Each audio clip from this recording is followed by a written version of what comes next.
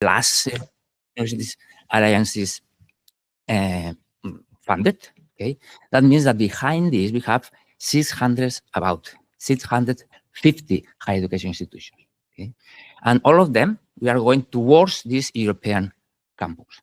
That means that aUPaEU deploys Agoras, okay, for university alliances, okay, to make this European knowledge space tangible. For me, it's very important, this word. Okay? And boosting this competitiveness and achieving this institutional transformation for these higher education institutions through digital interoperability. This word for us as well is very, very important. Just 2 slides about which are the different policies that is behind these two areas. The European research area is focused on the open science, is focused on the fair data, okay? It's focused as well in research infrastructures, sustainable research careers, and knowledge valorization. Okay? Just to have a map of this era, okay? Because the European research era okay, is trying to create this market for knowledge and building this unified European researcher identity, okay? Focus on research. Whereas in the European education area, okay, EA, we try to remove these barriers to learning and building a unified European student identity. Okay? But at the end, individuals, researchers, students. In this case, we're focused on this European degree, automatic recognition, inclusion and gender equality, and green and digital transition. Okay? And which is the challenge? The challenge is that we have policies in these two policies, but we don't have as an alliance infrastructure, okay, to achieve or to act over these policies. And the alliance struggle to transform. For example, we have fragmentation, you can see, because here we have this, I would say, 15 plus alliances online, and here to the impressions that means that you are able, you know what I'm talking about. Fragmentation, this higher education institution data stays in these local institutional systems. There is no interoperability or hard interoperability. There is a lack of acceleration. Okay? The transformation is always slow, especially if you don't have a ready-to-use digital services, and as well, the Cloud Act risk. Okay? For us, it's important that the relying on non-EU tools compromise the European digital sovereignty. And the Agora, the end, is basically a digital nexus of this. Okay? This, why? Because they are, for the University Alliance, these policies are not separate tasks, it's just part of their mission as an alliance. Okay? And the Agora provides a central hub that allows the alliance to fulfill what I mentioned before, the knowledge square, not only education, research, but also innovation and service to society. The knowledge square. And the Agora ecosystem is built for this higher education. It combines community hub with strategic acceleration services and is made for universities. That means that we support institutional workflows, important workflows, processes, and shared governance. It's built on open and modular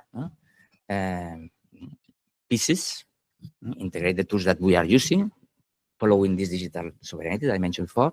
For example, Odoo, we are based on Odoo, this is an ERP, the Moodle as a learning management system, Nextcloud as a file sharing system, Grafana, Matomo. We are using Edugain. All the users are authenticating using Edugain. Okay? And important is secure and European. Okay?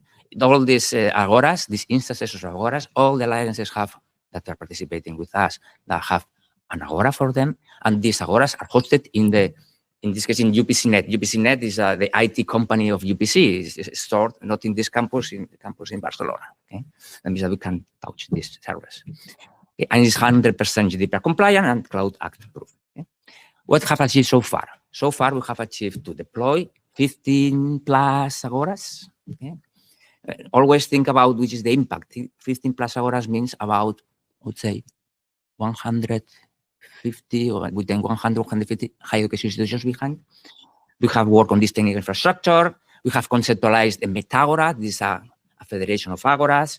And we have signed, as well another challenge, signed agreements with about 20 higher education institutions. These are examples of the Agoras. What is important in this picture? That we are providing for those alliances that need to set up an Agora. We provide a unified, using the branding that they have. We provide this platform with a basic list of services that they can start testing. We have an onboarding process. Okay? And what is important is that under the budget, with the budget of the project, we are providing this free of charge for the alliances up to the end of the project, is 2027. Okay? And after that, what happens? Well, we are using I would say, classical open source business model. That means that you are not paying for license, you have to pay for the maintenance, the fees, but for sure, or you as an alliance or an external provider, but you have to pay for this. Okay? And this is the business model. That means that we are offering this as an open source platform. Okay? Here you have there are different levels of maturity for sure. Okay? You can see, for example, the Unite, European cities are the more mature one, okay? But you can find here we have 12, but apart from this, we have others, other alliances that are involved. And we are offering this plethora of accession services that we offer to the alliances: knowledge and resource hub, collaboration community network, learning and capacity building hub, engagement, visibility, showcases for different stakeholders of the alliances, communication outreach tools, monitoring intelligence dashboards, important dashboards. Why? Because you as an alliance, you should demonstrate, or you have to demonstrate your impact. And in order to demonstrate your impact, you need KPIs. Okay? You need figures. And as well, spaces to co-create and experiment. And this is just a short video of the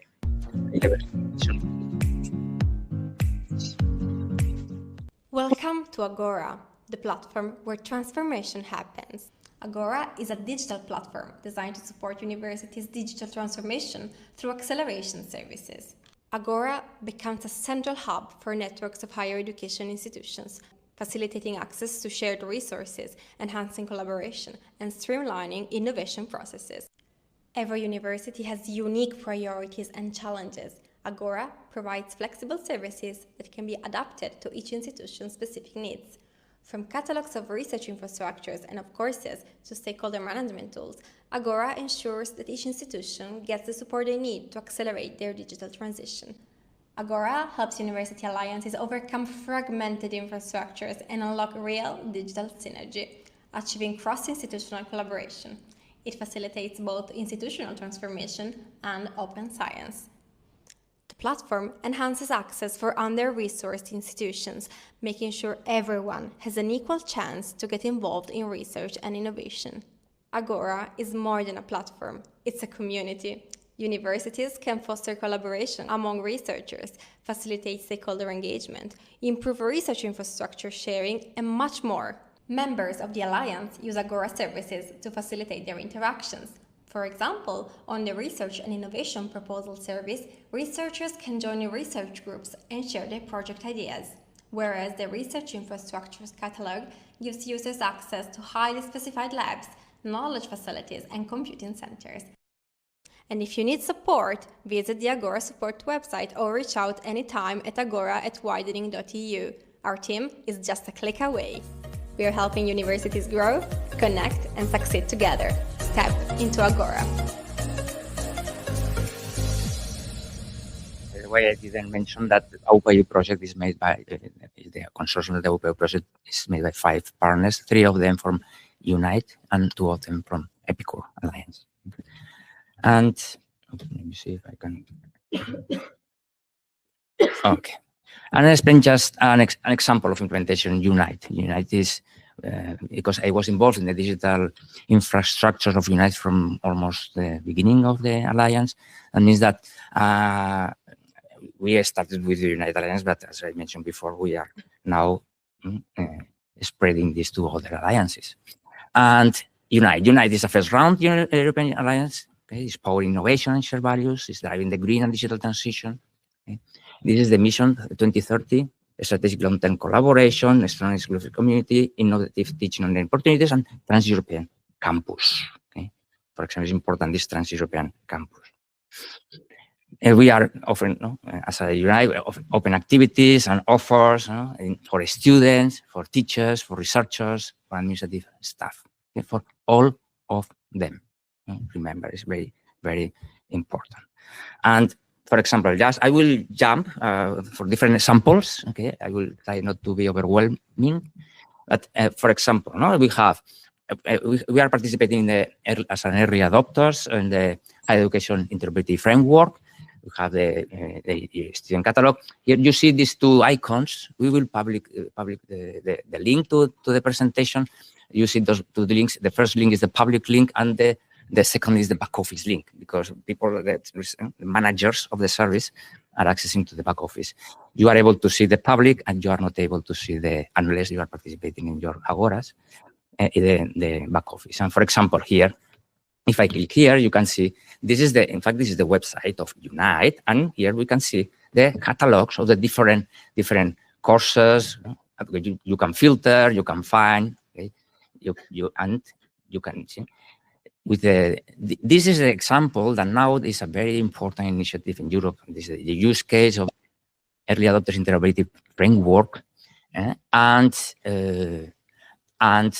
the idea is that this metadata is standardized using the different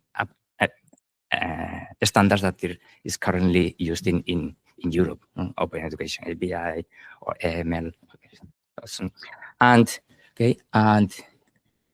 But if I go to the back office, you can see the different. This is the back office of in this case is Melissa from Alto, who is managing this, and you can see that there are different. You validate means that you can see this in the website, and you can see the different. If you are entering one of these, you can see different metadata that in that case is used for this course catalog. Okay, well, and this is an example of the student catalog. For example, the students or the staff, academia, they can participate as well in events. In these events, you can see here. For example, the different events, if I go to all events, different events that we have organized in Unite. Remember, for students, for staff, for researchers, or whoever. And if I go to the back office, this is a place where you can manage the register process. For example, you have been the users of this for this event. We are using this module. Okay, you have received notifications, communications, and so on and so forth. Okay, and for example, here there are the ended. There's a process, a Kanban view to process the different stages of the. And in Unite, we're using Agora as well as a unique window for any inquiry, for any stakeholder. Okay? Researcher, teachers, staff, students. If they have problems, they have inquiries, and so on and so forth. Okay? If you click, there is a form that they can fill the form. Okay? They can fill the form. They can, for example, support using Metacampus. Metacampus is the learning management system of the Alliance. Request for a new space, or a problem, a feature request, whatever. When they click on this, they fill this, automatically it's created. I go to back office. A help desk. We are using the help desk module of the Agora in order to manage all these inquiries. Okay, in these inquiries, we communicate with the person that has filled the inquiry, and this is a process. In this case, the help desk module is another module that you can use. As well, you see here, for example, a feedback, and there are 31 to do. The feedback is because in any page of the Agoras, you have this waving hand. Okay? In this waving hand, if you find something that there is a mistake, or you can give your, for example, there is incorrect information. I can fill this information automatically. When you fill this, automatically we create an item, a help desk item in the feedback, and we deal with this. Not only the negative one, the positive ones, we receive positive one. But normally people are just communicating with us because they have found a problem. Okay? This is another example of this. Okay? And another area, faculty and staff trainings. Okay? Before it was a the student course catalog, faculty. Okay? And in the faculty and staff, we have another catalog of in this case, training for faculty and staff. Okay? You can filter, you can search, right? You can click to register to the, this is the way. If I go to the back office, similar, this is a catalog of training. In this case, is Barbara from Grenoble that is managing this catalog. Why? Because in different areas, we have different people managing. Okay? That is important. The concept of having different group of people managing different areas of the Agora. Okay. But in this case, the metadata of this training, because in this case, they are not, they can use standards or they cannot use it. It's up to the alliance in this case, because for the students, yes, for the trainees, maybe yes, it would be recommendable, but well, and this is the metadata that they have decided that the community of the staff training in this case. But, and you can as well, you can offer trainings as well using a form, and when you create, you fill a form, automatically is created. In this case, it's not a help desk, it's an opportunity in the CRM. The CRM is another module of the Agora, is that we create opportunities. The opportunities because we have different stakeholders that meet, and we want to keep track of this interaction of these stakeholders. In this case, the proposer of the activity in the training and in this case Barbara, because they have to manage to publish this content in the catalog. Okay, I will take the opportunity here to see that we have different group by sales teams, different group of people, and this is the group of sales teams, different group of people working in different areas. Okay, these opportunities with different group of people. Okay? And with the opportunity the same, you can follow, you can track the interaction again for keeping track, for measuring the impact of the alliance. Okay? Then I will try to. Okay. And this is another example that you can go, but we think our catalog of training, catalog of students, what else, no? And we will see here interesting examples, but this is another example that I like, especially the language tandems. Language tandems is an initiative, it's a catalog of, in this case, of people. When you think as an alliance, catalog of people, it's a catalog of experts in as a research. No. In this case, a catalog of people because they want to improve their language and cultural skills. And then you can create your profile and you say, in my case, I want to learn French and I offer Spanish and Catalan. And I offer these needs in this catalog. And if somebody fits with me, can choose me, contact me using the opportunity, CRM that I mentioned before. And then we can meet periodically to improve this, in this case, language and cultural skills. But this is another example. Be aware that it's important, this, I would say, imagination, not be only in the same types of initiative that we used to do in our alliances. And as a researcher, what can we do in the Agoras? Access to shared infrastructure, find research partners. As in other alliances, we have the SIG funds, that is internal funding for initiatives, matchmaking events, whatever. Research infrastructure, I will not go to research infrastructure because Meritxell will explain this, but examples, company challenges, in order to involve as well external stakeholders, industrial partners. For example, they can propose challenges in this catalog, and if there are students or researchers or even staff that they can fit this challenge, they can contact the contact person of the company and go on in this process. And research and innovation proposals, another type of catalog. In this case, there are researchers that they are offering ideas to find. For example, this idea is interesting beforehand of a matchmaking event. Okay? This is interesting. And this is what we want to do in United Quaternion project. And this, I like this example, the United Fund. The United Fund is what I mentioned, is internal funding for initiatives. In this case, this is an initiative of speech, language, and AI. Experts of speech and language and AI, with this fund, they create a showcase. It's a website that they are editing this website. We are not editing this website, okay? And they have master level program. That means that they can, for example, you can have there's a catalog, in this case, for this specific, very specific area, a catalog of masters and so on and so forth. Okay? They are managing this. We are not, as an IT teams, we are not in charge of managing this. Okay, we are explaining how to do it. Why?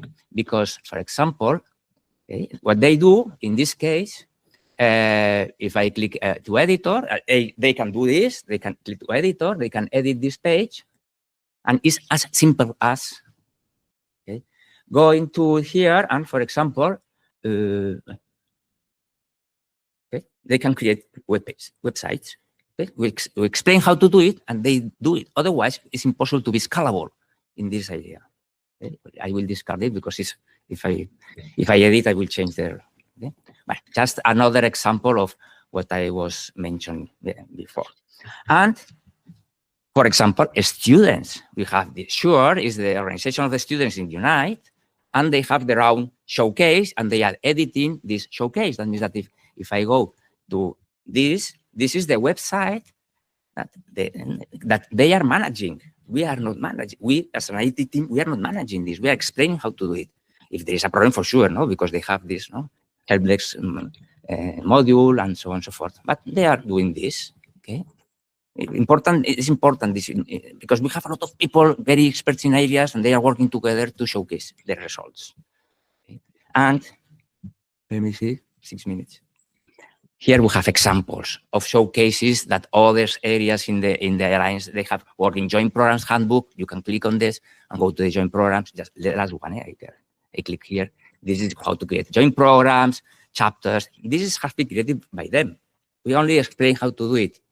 Okay? We have the videos that we explain how to do these kind of things, but we are not expressing this content. Important. We are the containers. No? We are providing the container tool. We are not providing content. Okay? The content is Unite Alliance, as you as an alliance. Okay? But the container is the Agora in this case. And we are offering you the different options that you have with this. Okay? Well, next steps, and I will try to. I mentioned before, Agora. It's a federation of agoras. Why? Just 2 examples, 2 use cases. For researchers, if a researcher is looking for a research infrastructure in Alliance, if the Alliance have their own catalog, they can go to that Alliance and go for this information. But normally the researchers are looking for I would say, a research infrastructure, not only in their Alliance, maybe in Europe. If we have an Agora of agoras, a federation of agoras, the researcher can look and find research infrastructures in Europe. First example. The second example, students. Okay. I know that students in my alliance, because my idea or our idea is, well, if a student is looking for a course or extracurricular activity, whatever, if we have different agoras with this information, there is an agora, a meta agora that can access, especially if you're using standards. In that case, it's a key aspect. Otherwise, we are not able to play with this. Okay? This is the 2 use cases. And the ongoing work, just I have these 2, is first is the Agora suite. We are mixing 3 pillars. One is the Agora itself, what I explained. The second is the Agora Cloud, a place to store information, files. And the third one is the Agora Learn. Okay? This is the thing. For sure, you have Moodles and so on, but the idea is that we can provide, if you don't have these options, or we can integrate with your system. Okay? But this is the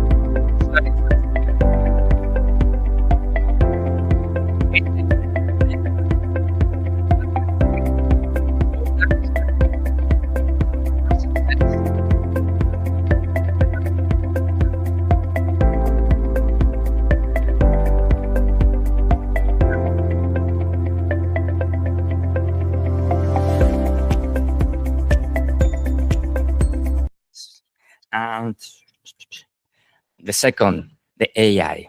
We are working in the AI. And when the alliances and all Europe, we are prepared to use AI in a broader way, we will be ready from the technical point of view.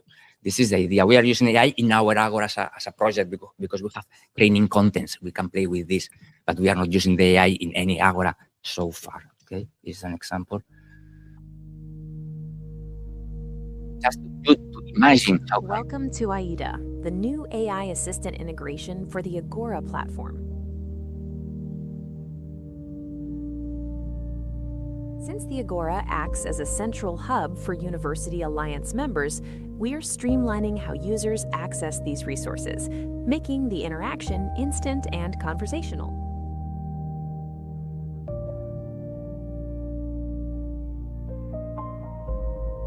The assistant understands context. Whether you're a general user, or in this case, a member of a university communications team, you can ask complex questions in natural language.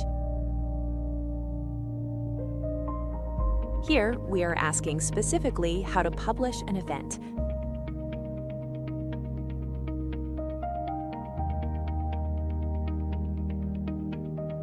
aIDA instantly filters the available data within the Alliance to find the exact tutorial you need, taking you directly to the content.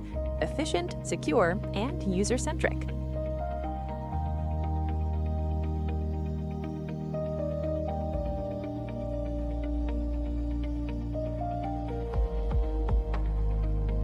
With a simple click, you are seamlessly navigated directly to the specific video resource.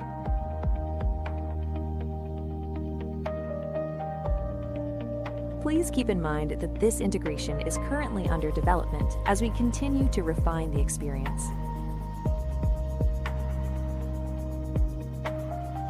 Thank you for watching, and we look forward to seeing you on the Agora. And the last item that we are it's an ongoing work is the next step, the joint programs that not only unite in the next edition, but in different alliances. We are working on that direction. And at least from the technical point of view, I know that there is plenty of challenges. At least from the technical point of view, we are going to be able to provide a technical solution for this. Okay, and we are working in Odoo. There is a suite that is named aUPaEU that we will adapt to the European standards. Okay. And that's all. Thank you. I think I got almost 1 minute late.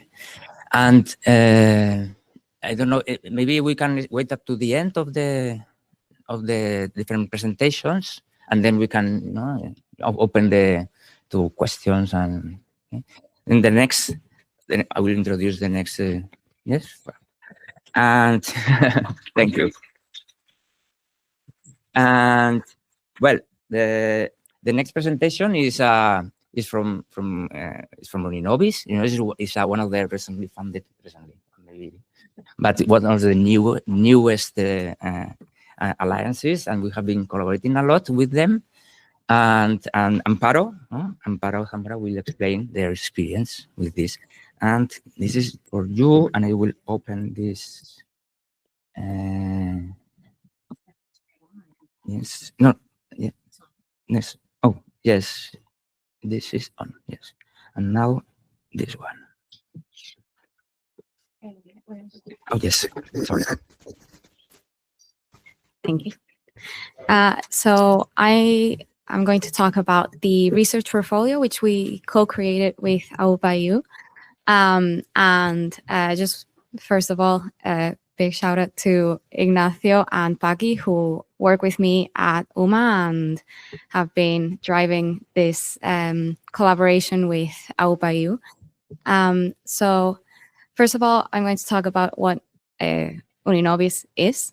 So we are focused on applied data science.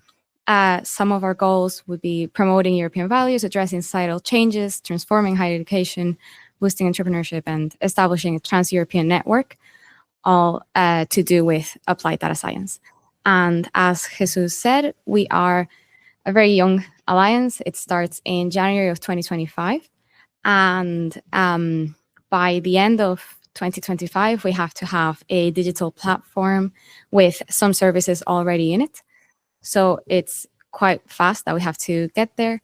So our first thing that we did for the digital platform was getting a list of services that we needed to show on there. So the digital platform really is one work package, but it spans across the whole project.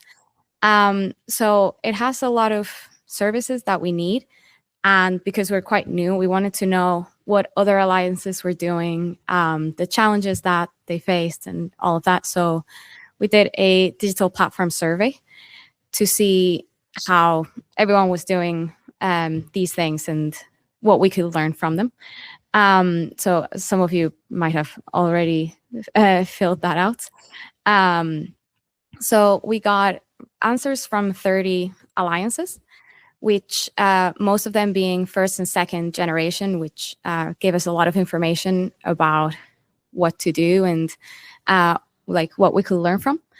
And one of the main results was what each alliance used as a platform, right? So some of them used open source, some of them created it from scratch, and some of them used a combination of open source with add-ons or licensed software with add-ons.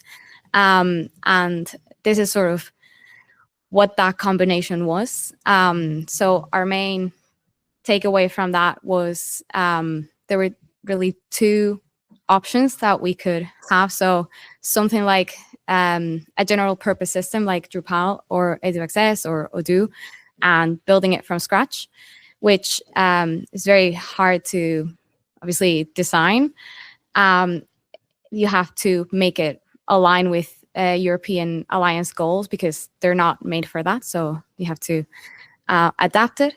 You can customize it quite well because you're doing it yourself and it's open source. And then the other option, which made more sense for us because it had to be done really quickly, was a ready-made platform like Agora or Outfox, and the design complexity was obviously quite low. It's easy to design, as Jesus has shown. It aligns with the European Alliance's goals because it was made for that. Regarding the customization, obviously, because you're not doing it yourself, you depend on the developers. But in our experience, we've been able to customize everything. And then when it came to the open source versus licensed part, as European alliances, we always strive for open source, open science, everything. So obviously, we chose Agora to develop our platform. And then the first thing that we had to do was a research portfolio. That was one of our first deadlines for the digital platform. So the research portfolio, I'll explain what it is and how we co-developed that. So it's basically a catalog of the research groups that are in the Alliance. So we have, we want it to be a place where different groups can find each other, find people that do the same stuff, that they can collaborate with, they can do internships, all that stuff. So we looked at the valuable key points that we wanted to showcase, which were the expertise, which is the Excellence Hub.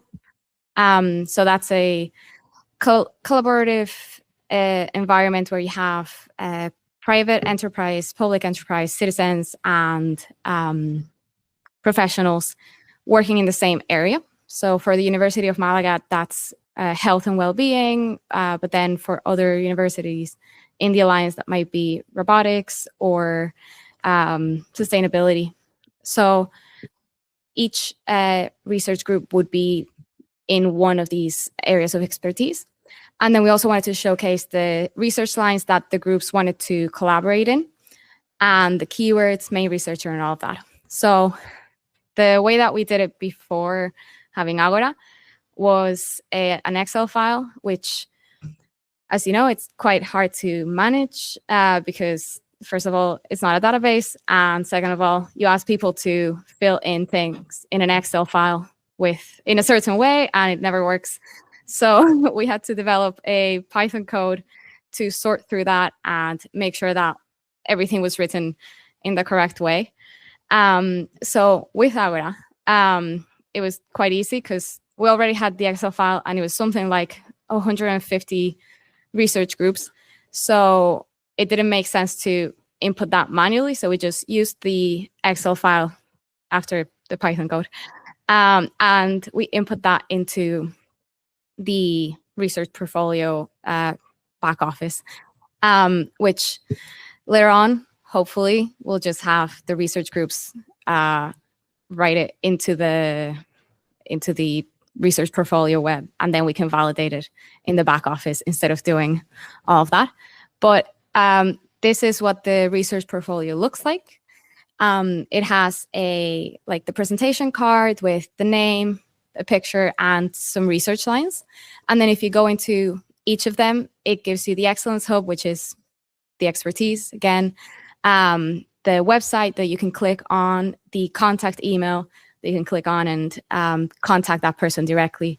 And actually, I forgot to mention something. Here you can search by keywords or the partner. If you want to collaborate with a specific university, you can filter by that or by the Excellence Hub.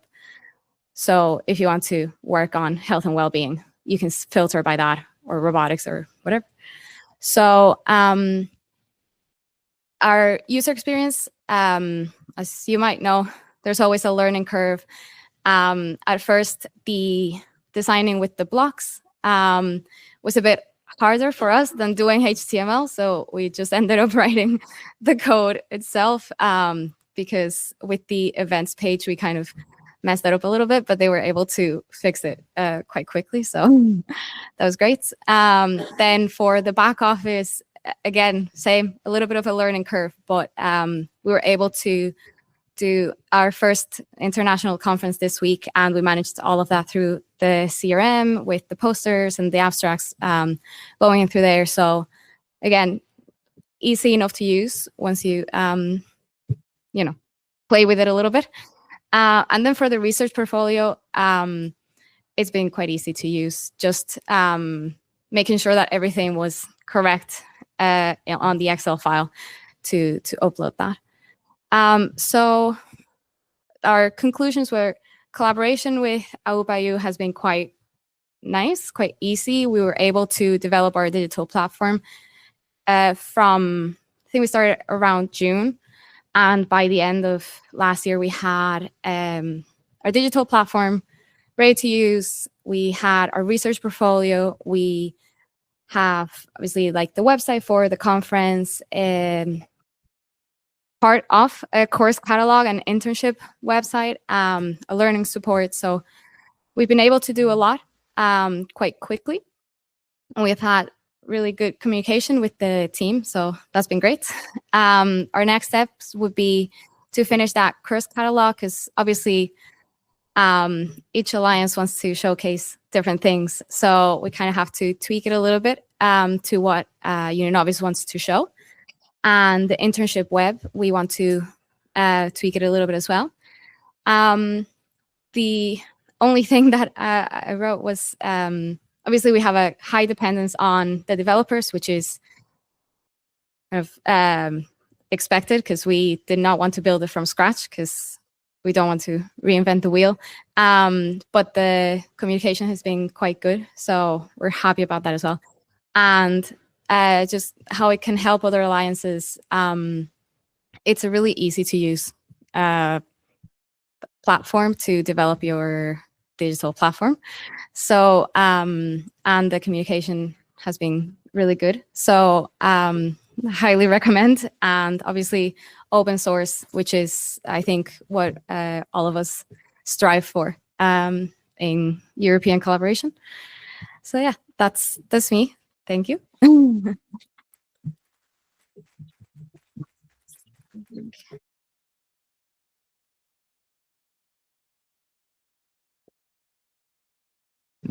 For example, the research groups there is no platform in Europe that stores this information, for example. This is strange. You can have platforms with publications, but there is no platform that you as a researcher belongs to a specific research group. Local platforms, yes, not European platforms, for example. It's just a comment. That is a good idea to work with. And we move to the next presentation. Thank you, Amparo. With Beatriz Silva and Greta Temporin. This is another example of the accreditation service. This is the Digital Gender Equality Actions Repository. And when you want, you can explain. Let me just move to the following. This one, and this one. Okay, good morning, everyone. Thank you for the invitation to be here. It's a pleasure to be here and to share the work that we performed. So, because the computer is here, so I'm struggling. Okay, can you hear better now? Yes, perfect. I don't want to damage anything. Okay. Oh, well, they can be like No that. No, don't touch it. You need it. Sorry. there is a camera Ah, in the audience. No worries. Audience, right? okay, now I can start, I think. I hope. Well, thank you for the invitation to be here. It's a pleasure. So this presentation, it was performed by me and my colleague Greta Temporin, that it's in the audience, and she will join us for the Q&A and to receive your feedback and to give comments on that. So I'm a professor at the University of Lisbon, and I've been working with the widening project and also before that in the Age 2020 project from the Unite. And so just to start, so gender equality plans, I don't know if you are aware of that. So this is something that it's very important, especially in engineering schools, because it's very biased, the influence of women and men in the engineering schools. So Horizon Europe say that gender equality plan is a set of commitments and actions that aim to promote gender equality in an organization through a process of structural change. And for a research or an institution to apply for Horizon Europe, they need to have a gender equality plan. So this is not how are we going to do or not. It's just a matter of how can we be efficient in doing it and to have a gender equality plan that matters and that actually it's efficient in our institution. So, and gender equality plan is a roadmap for institutional change. So in terms of governance, resources, responsibility, and monitoring, and it improves fairness, talent retention, leadership diversity, and of course it strengthens research and innovation quality, supporting inclusive practices, and also to have relevant, integrated the gender dimension. So this is something that institutions struggle because to prepare a gender equality plan, so I can talk about my institution, so to have not University of Lisbon, but my school, so the engineering school, this is something we don't have people like Greta, because Greta, she's almost PhD, so almost, she's finishing her PhD on this matter, but I am in mechanical engineering, so this is completely different. So in my school, we are engineers trying to do this job, which is not, we are not fitted for that. Well, not so well fitted. Of course, we have the dimension and the experience from our perspective, but to have someone that researches on these, it's very, very important. So to have Greta in the widening project and working with us in these things, it's very, very relevant because she does state-of-the-art research on these topics. So why institutions struggle? So we have this recommendation, and the European Commission has a list of recommendations and what should be done or not. But then we need concrete actions that really matter for each institution. And when we are talking, so in Portugal, we have different cultural behaviors, and Spain is different, Italy is different, so everywhere it's different. And also in the engineering school or engineering, depending on the field also, it's also different. So in my school, we have mechanical engineering, which is one of the poorest with female representativity, but then we have chemistry, which is completely different. And we need to have a gender equality plan that fits everyone.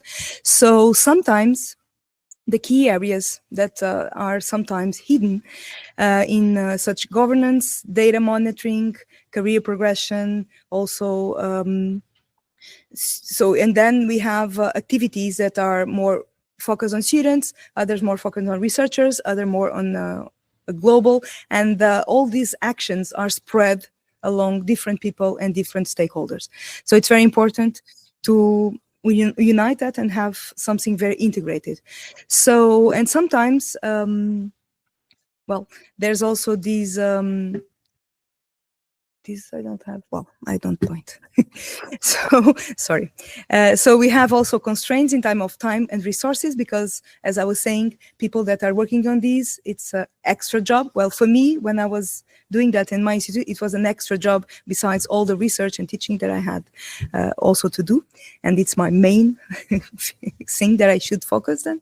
And we have a persistent meritocracy narratives, and also the leaky pipeline. So the leaky pipeline is, in the beginning, we have, well, in the entry, when we have bachelor students and master students, we have a more balanced number of women and men.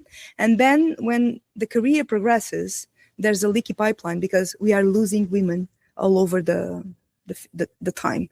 So, and this is something that it also needs to be addressed, and it's basically related with the career progression. And so gender equality plans shouldn't be a list of activities, but it should be a current program for institutional change.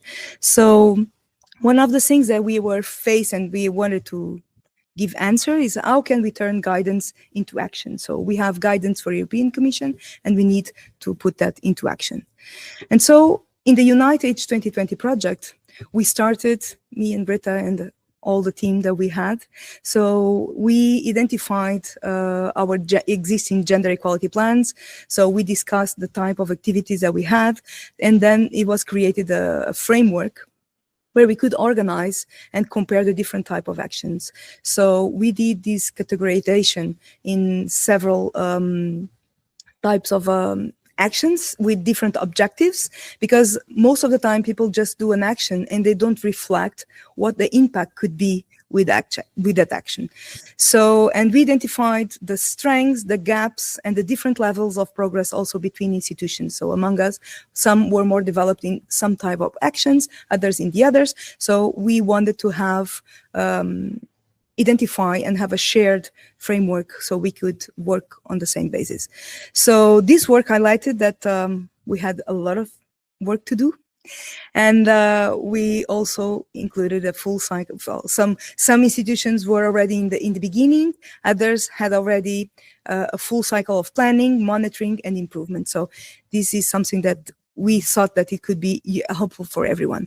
So moving from these to the Unite Widening project, we identified that many widening countries struggle with these because they have limited capacity to design and implement robust gender equality plans.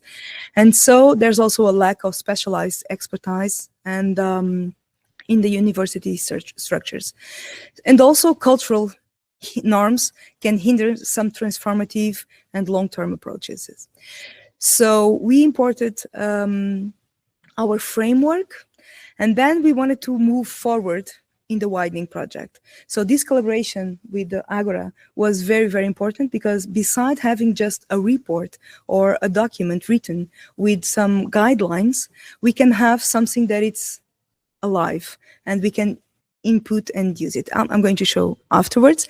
And one of the struggles also is that so models imported from non-wine countries sometimes are applied in different contexts from the widening countries, and so they cannot be one approach fits all. We cannot have that. So we need to have specific strategies for different necessities. So our question was, how do we help institutions identify actions that fit their context? So moving through that, we developed with Agora the Gender Equality Actions Repository. So it's a repository where we have the gender equality actions from all the gender equality plans that we have in the Unite. And so it's a list of more than 300. I'll show you the numbers afterwards. And all these actions are categorized in different levels. So we have a multi-layer levels. And well, Greta, she's the best one to explain all of that, as you can imagine. I can give you an idea from an engineering perspective, but you have different actions. So for someone, so this is something, it's not for everyone to come here and to put and upload and submit an action. It's for the people that are involved in creating the gender equality plans, and they are developing those. So every action we need to have. So for instance, I don't know if you can read it, but we have several filters. So you have indicators, so depending on the impact. So we have indicators, outputs, and mixed, and sometimes none. So you can have different source of expertise, if it's internal or external or mixed. So, and then we have a target group. It can be organization, so all layers of the people that we have in the institution. So we have academics, administrative, students, and others. And then we have the identification of type of action. So this is something that it's very specific and sometimes helps you reflect what is the aim of this action, because sometimes we just gather actions that are all over the institution, and we need also to reflect on that. So you can use this as a reflection. So how can these action, how can we improve this action, and also to search for inspiration from the actions that the others are doing, searching for the same categories, and try to implement those also and improve the ones that we are doing. So in terms of numbers, we have already 332 actions in the platform. And as you can see, so we have different approaches. So we have create equal opportunities. It's the one that we have the most number of actions. Then we have access and revise the work culture, which is the second one where we have, and then we have value the feminine, and then we have equip the woman. So all of these has something that it's behind that, and most of the actions sometimes it's only on awareness. Okay, so try to show awareness on this, the relevance of these issues in an institution. So, and then we have action count by section. So we have different values. So when we put it this, so, and then you have the number of actions per partner. So here you have different numbers in the partners. And so for instance, we have Wrocław Tech, we have with 75, and then you have University of Lisbon with 13. This doesn't mean that the commitment between institutions is different. It just means that some institutions has it very, very detailed, the action that they do, and others make groups of actions that are inside one of that. Okay, so this is different approaches from different institutions. It also shows our diversity that we have within Unite. So the development process, it was, so we had an idea, and then sharing with the Agora team, it was very interesting because we co-created this platform, because we wanted it, we thought that some things were more useful, but then we understood that for usability, those were not the best way to do it. So it was a co-creation that we did together.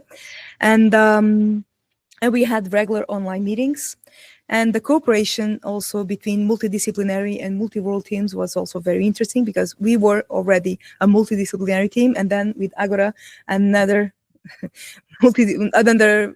disciplinary team. So it was a very insightful work, and we improved the repository through iterative feedback, and we have the online version, and of course in the future we hope to also improve some of the features that we have. So one of the features that it's not yet online is, so you will have, you can make a search for a specific area, and then you can download the information and the search results that you have through an Excel file, which can be useful for people after to work on the detailed information and to try to implement that in their institution.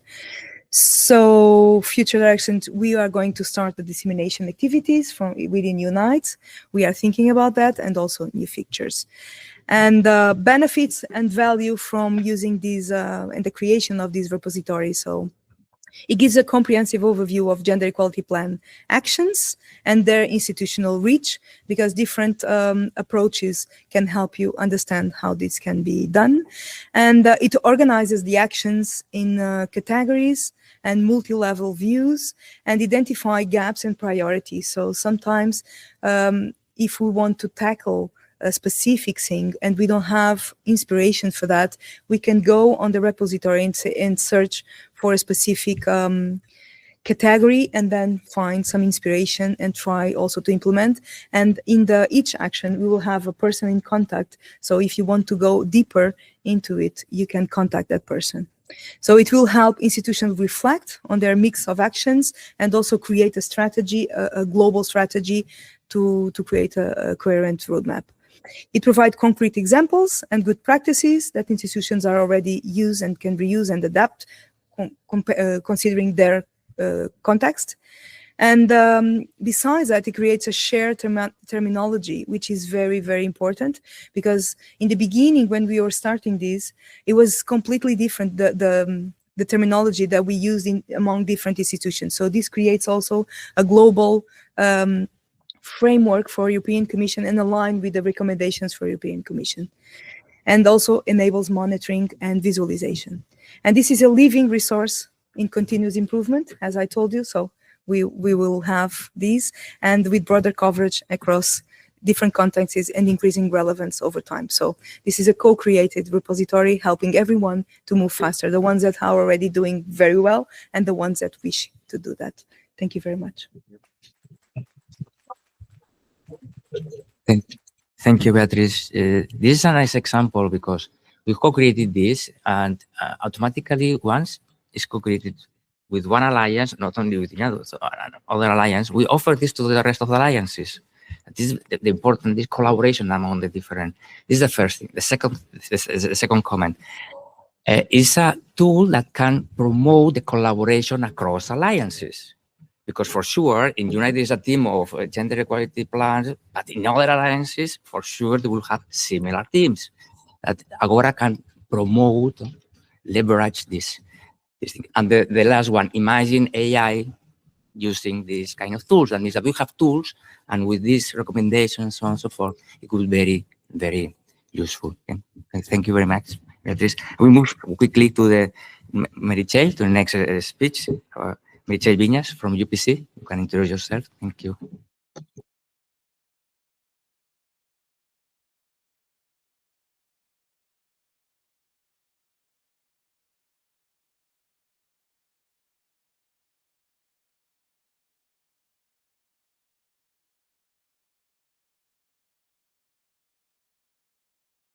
Okay, now, sorry. There we go. So my name is Meritxell Vinyas. I'm lead for research infrastructure and technical services at UPC. And I represented UPC at the Unite Alliance at the shared infrastructure work package. And right now, I'm also group leader for the shared infrastructure subgroup at For You For All. That is the alliance of all the alliances in Europe. And today, my objective was to focus on the benefits of the Agora and how it helped us and all the potential that it has from all those points of view. So I'll give a high overview of the work we've done so far, of the work we want to keep doing, and how it can benefit users and ultimately the whole European community.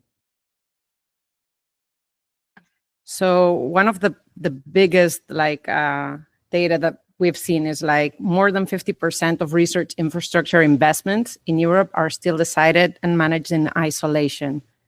This is a big problem considering our competition, our global competition. Europe research ecosystem is one of the largest in the world, but we don't operate at our full potential. And this is why we need to understand that research infrastructures are strategic assets and not just supporting services. And today our problem is not the lack of quality of these research infrastructures, but the fragmentation or duplication or even access barriers that we have within Europe.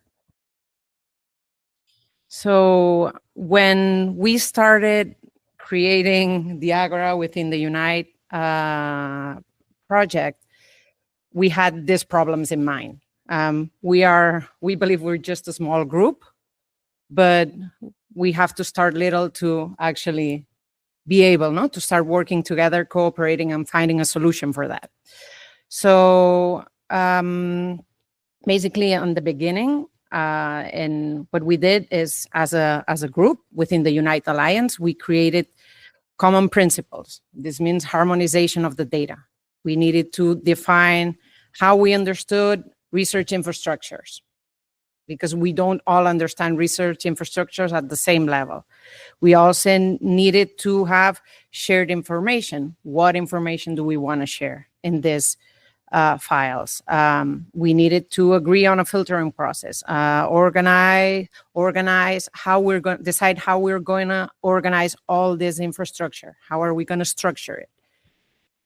But we didn't stop there. We did that first process, but we wanted to go one step further. So what we did and what we realized speaking with researchers is that there were two main problems when they wanted to access infrastructure. First, they thought it was too complicated legally. So sometimes they didn't even try. This is going to be too complicated. So we drafted a common legal agreement for access. And the second problem that they shared was, I don't know how much it's going to cost. So they wanted to have a transparent view of what the cost is going to be about for that usage. So we try to promote a common pricing strategy. This is one of the biggest challenges we have, because pricing sometimes is complicated, but we have shared between us like a common methodology. There is ways to do this pricing, and well, the idea is to keep moving forward with this. Another problem or another challenge, I would say, is better than problem, that we found is that we didn't want to duplicate the information.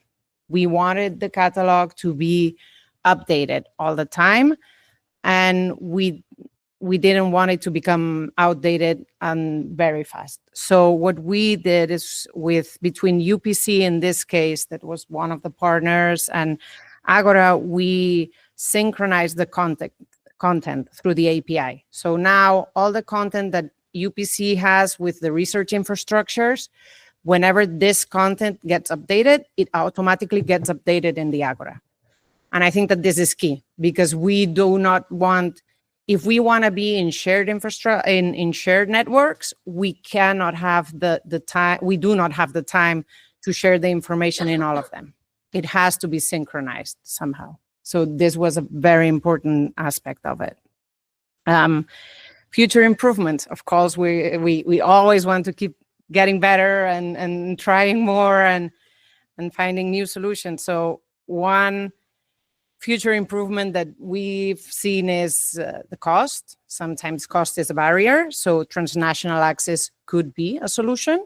And let's see if we can start working this to make it happen. So it would actually help people to use the infrastructure internally more.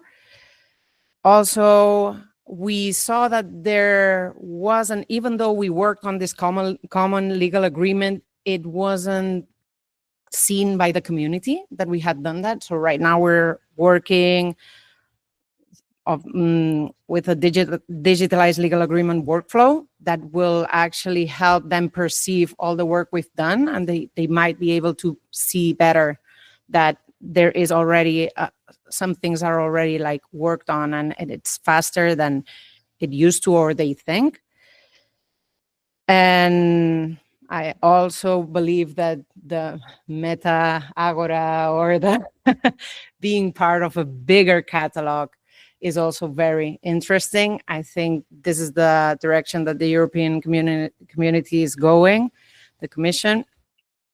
We need to be able to have a window where industry and any user can access all this information. Because if we start creating different websites, then it's very hard to disseminate, very hard to get people to come to yours. And then instead of collaborating, we're competing. And it doesn't make any sense.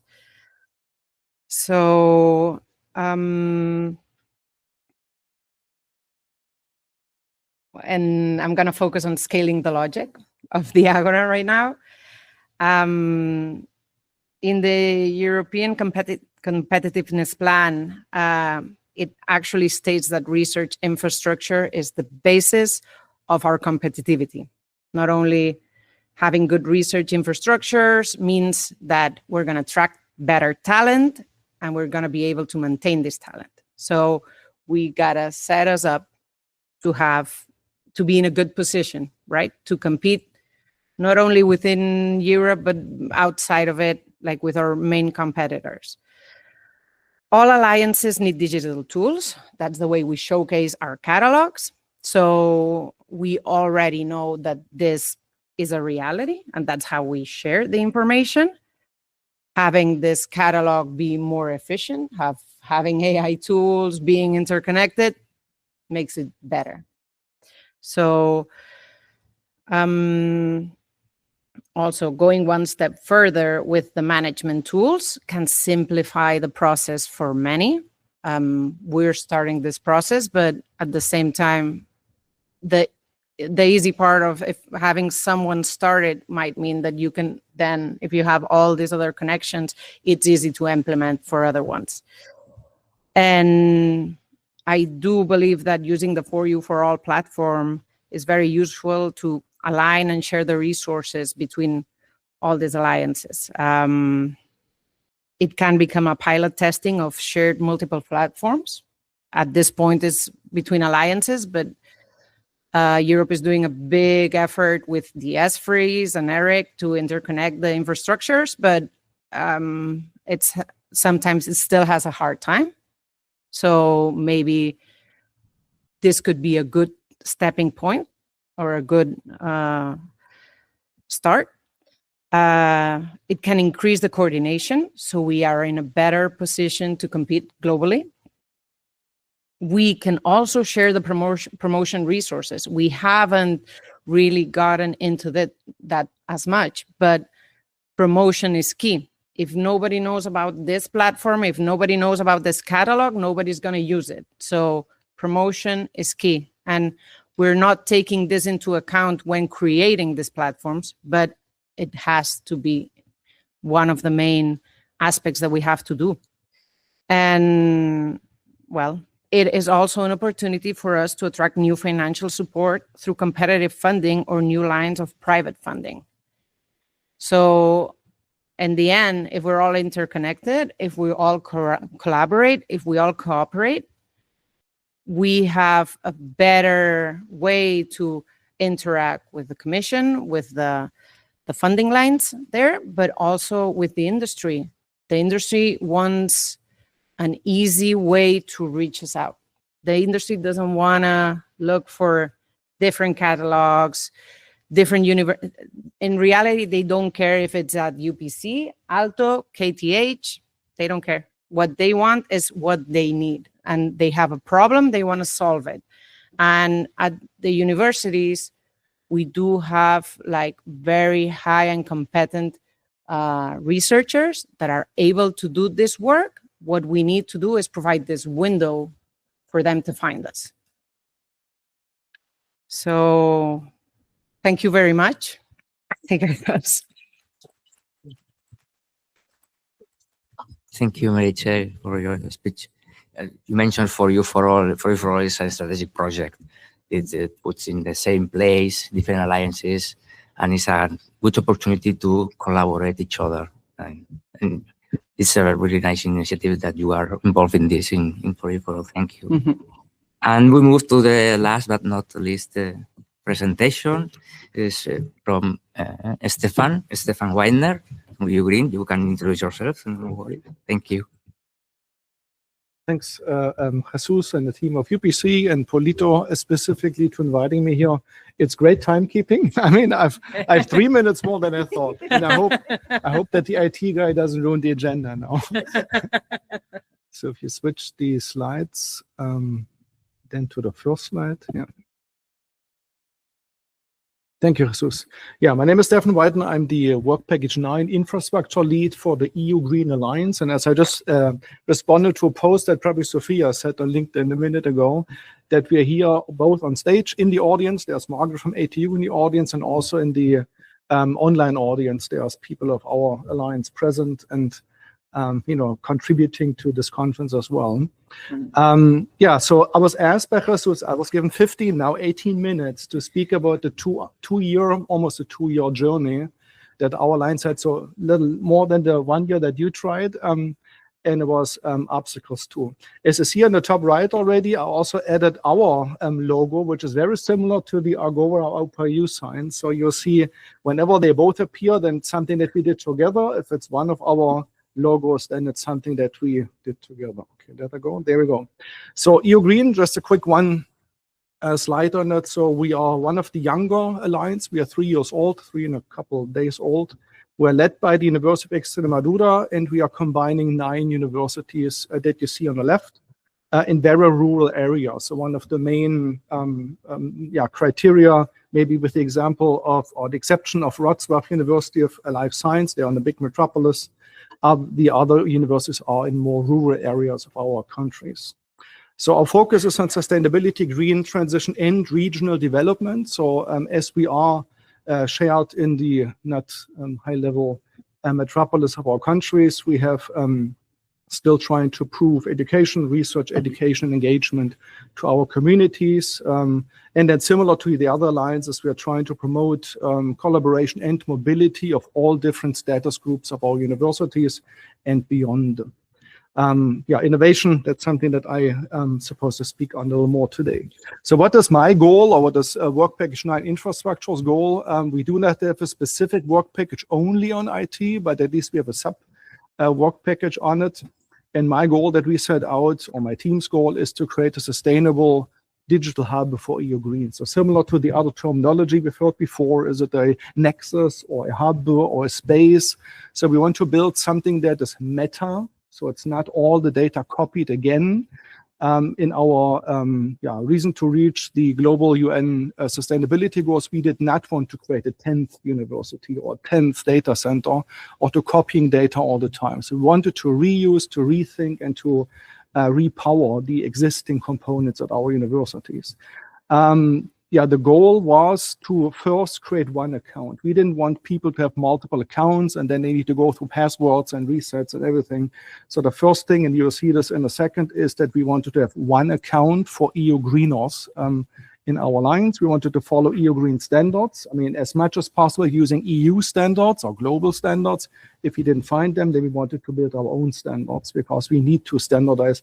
As our speaker said before, without harmonization, we are so diverse in the way that our countries are set up and governance set up, we need to have standards. And the ultimate goal is to connect people with resources. This is what we always try to check our impact. Does it really help to connect people with resources? Otherwise, we can build the coolest tools. If they're not used, if no data is in there, then we have not achieved our purpose, our impact of what we do. One more. There we go. So I thought hard of how would I spend this in 15 minutes. So I looked at my slides I presented to my alliance and to also the EU Commission in the past almost 3 years now. And I found 4 specific points in time where I think we evolved as an alliance into the IT world or into the digital infrastructure that we're using. I want to take you on this journey, just reciting my slides and also showing my further development of the Alliance's IT. So you see that's almost in 1 year time brackets, our 4 years, the beginning. I think you had slides presented like the before, the with Agora, and the after. We're still with Agora, so there was no after Agora. And I go through these 4 phases, so to speak, together with you in the next little more than 10 minutes. Let me see. So the journey starts at 2023, so we were founded then. And I didn't join the I helped write the proposal for the EU Green project, but I only joined in September of the first year. And we had our first annual meeting, we call it, not discussion. We have 2 annual meetings in EU Green, so we have 2 annuals. And the first one I attended was at University of Parma. Great food first. I keep saying this all the time. Jealous of the whole culture and city there. But we also presented our, by then time it was called technical concept. Now we call it more infrastructure concept. And what I did there, I listed 6 components that I thought 2 years ago would be vital and essential to develop a digital hub. And I ordered them, before I show them on the screen here, I ordered them in the difficultness to implement them. That's what I thought. So I thought the identity to be the easiest one. And again, it turned out not to be too hard, but it was still struggling to get everyone one central login. Then EU Green Wallet in a national project, I helped develop Germany's aUPaEU wallet. So I thought we could integrate this by now. We have not worked on wallets in EU Green yet. So I thought this would be the second. It's skipped priority for now. Then the next 2 are connected. So the metadata descriptions of things we want to share. We saw some great examples of what we as alliances and universities would like to share. We call it EU Green Directory, where we store the actual records. So when we say we want to collect research projects, the directory is where all the, you call them catalogs or categories, whatever the term, we call it directories, in order to store all the actual instances of these metadata objects. Then EU Green Network, or nicely put, green work, it's one of the terms that's circulating our lines a lot, is where everything comes together. So this is the customer or the user-facing interface, and Agora is part of it. It is not all Agora. So there was always this discussion, our lines, is Agora replacing green work? No, it's becoming part of it. It's integrated and embedded, but there's more components necessary than only the Agora. And last not least, and this is the hardest nut to crack, everyone in the room knows that, is campus management. So I think to make this really work to become a university or a virtual university or a virtual education, European research or education area, we need to connect our internal administrative process. And this is the hardest one. If I ask my university, sometimes they don't even know what their process looks like. And I learned from Michael Zacherle at KIT, there's 48 processes to even enroll people into the universities or into specific study programs. So it is a great, it will become a great driver to really digitally transform our university. So it's maybe a bus that we can step into, every one of us, and help digitize our own universities. That's why I'm thinking this is relevant, although we are moving in baby steps. That's what I feel. So that was the first stage. I just put it out there. Everyone liked it or didn't understand it by that time, but they let me go with it. Then the next stage, there we go. We started to build a green work big picture. So the network big picture, how would this look like at the end of the project, which is another year to go. So in 2024, how do I need to click? I think, there you go. So the first thing I said is the green ID. So we called it EU Green ID. We wanted one ID infrastructure that everyone can log on with their own account. We thought of building our own, but then we found that eduGain, which most of you probably know, it's the father of the edu-Rome functionality that you use when you go to conference globally. And we found that 8 out of our 9 universities are part of eduGain. So only the University of Oradea, and we helped them in the past year to become a member of eduGain from Joint. So we can now log on with our local IDs at the university that we use for Zoom and for anything else, also into all of our infrastructure. That was the first thing that I wanted to achieve. Then I put metadata on. This was the work on harmonizing data sets in our universities. Again, Green Directory is not done yet because, and it will never be done because there's always things to discover and to add. And as I said, we have not started working on the EU Green Wallet and the EU Green Campus because I think they are more complicated, both organizational and technically, than we had thought, or that I had thought as a visionary part of this. And then the bracket around this is the green work or the EU Green Network, which is combining all of these in one single thing. However, this is not talking most about content. So then we reached out to, and I'll just show you all the work packages. Without giving you the details of how our work package are structured, you will have the same at yours: education, research, innovation, societal engagement, and others. So all of them had ideas or wishes or dreams or whatever you want to call it of what they would like to develop in a 4 years time span. And this was part of mine, and I've also pointed out Margaret in work page 5 here, the engagement hub, for example, was one of the closest things or the first things that we wanted to start working on. And you see that's loosely connected. So by 2024, we had only a loose idea how this ever would fit together. It's just a huge mountain that you want to climb, and you see less structure. And I'm German, and this is the best structure I could give people 2 years ago, right? So then we jump forward to the next year, 2025, and this was, there we go. So it's the same picture, the gear changed on the top, and I added potential Agora modules. So at the EAIE in Toulouse in 2024, I'm always messing up these abbreviations. So the conference of the University Alliances in the EU, I think the team of Extremadura and aTU in Ireland, they met Jesus, or they were aware of you. And they said, there's a great guy and team around him that is building something that may help us. And by the time we were trying to find potential implementation of all these boxes on the top, everything in gray was not touched or only thought of. So we identified the course catalog from Agora fitting into our work package 2 for education. The internship catalog or the research infrastructure module you've seen before into the research research work package. Innovation Hub, the events module, innovation projects catalog, engagement, the stuff that we developed with aTU a lot, event modules, CRM project module. We've shied away from those modules for now, but they are cool and we'll continue looking at them.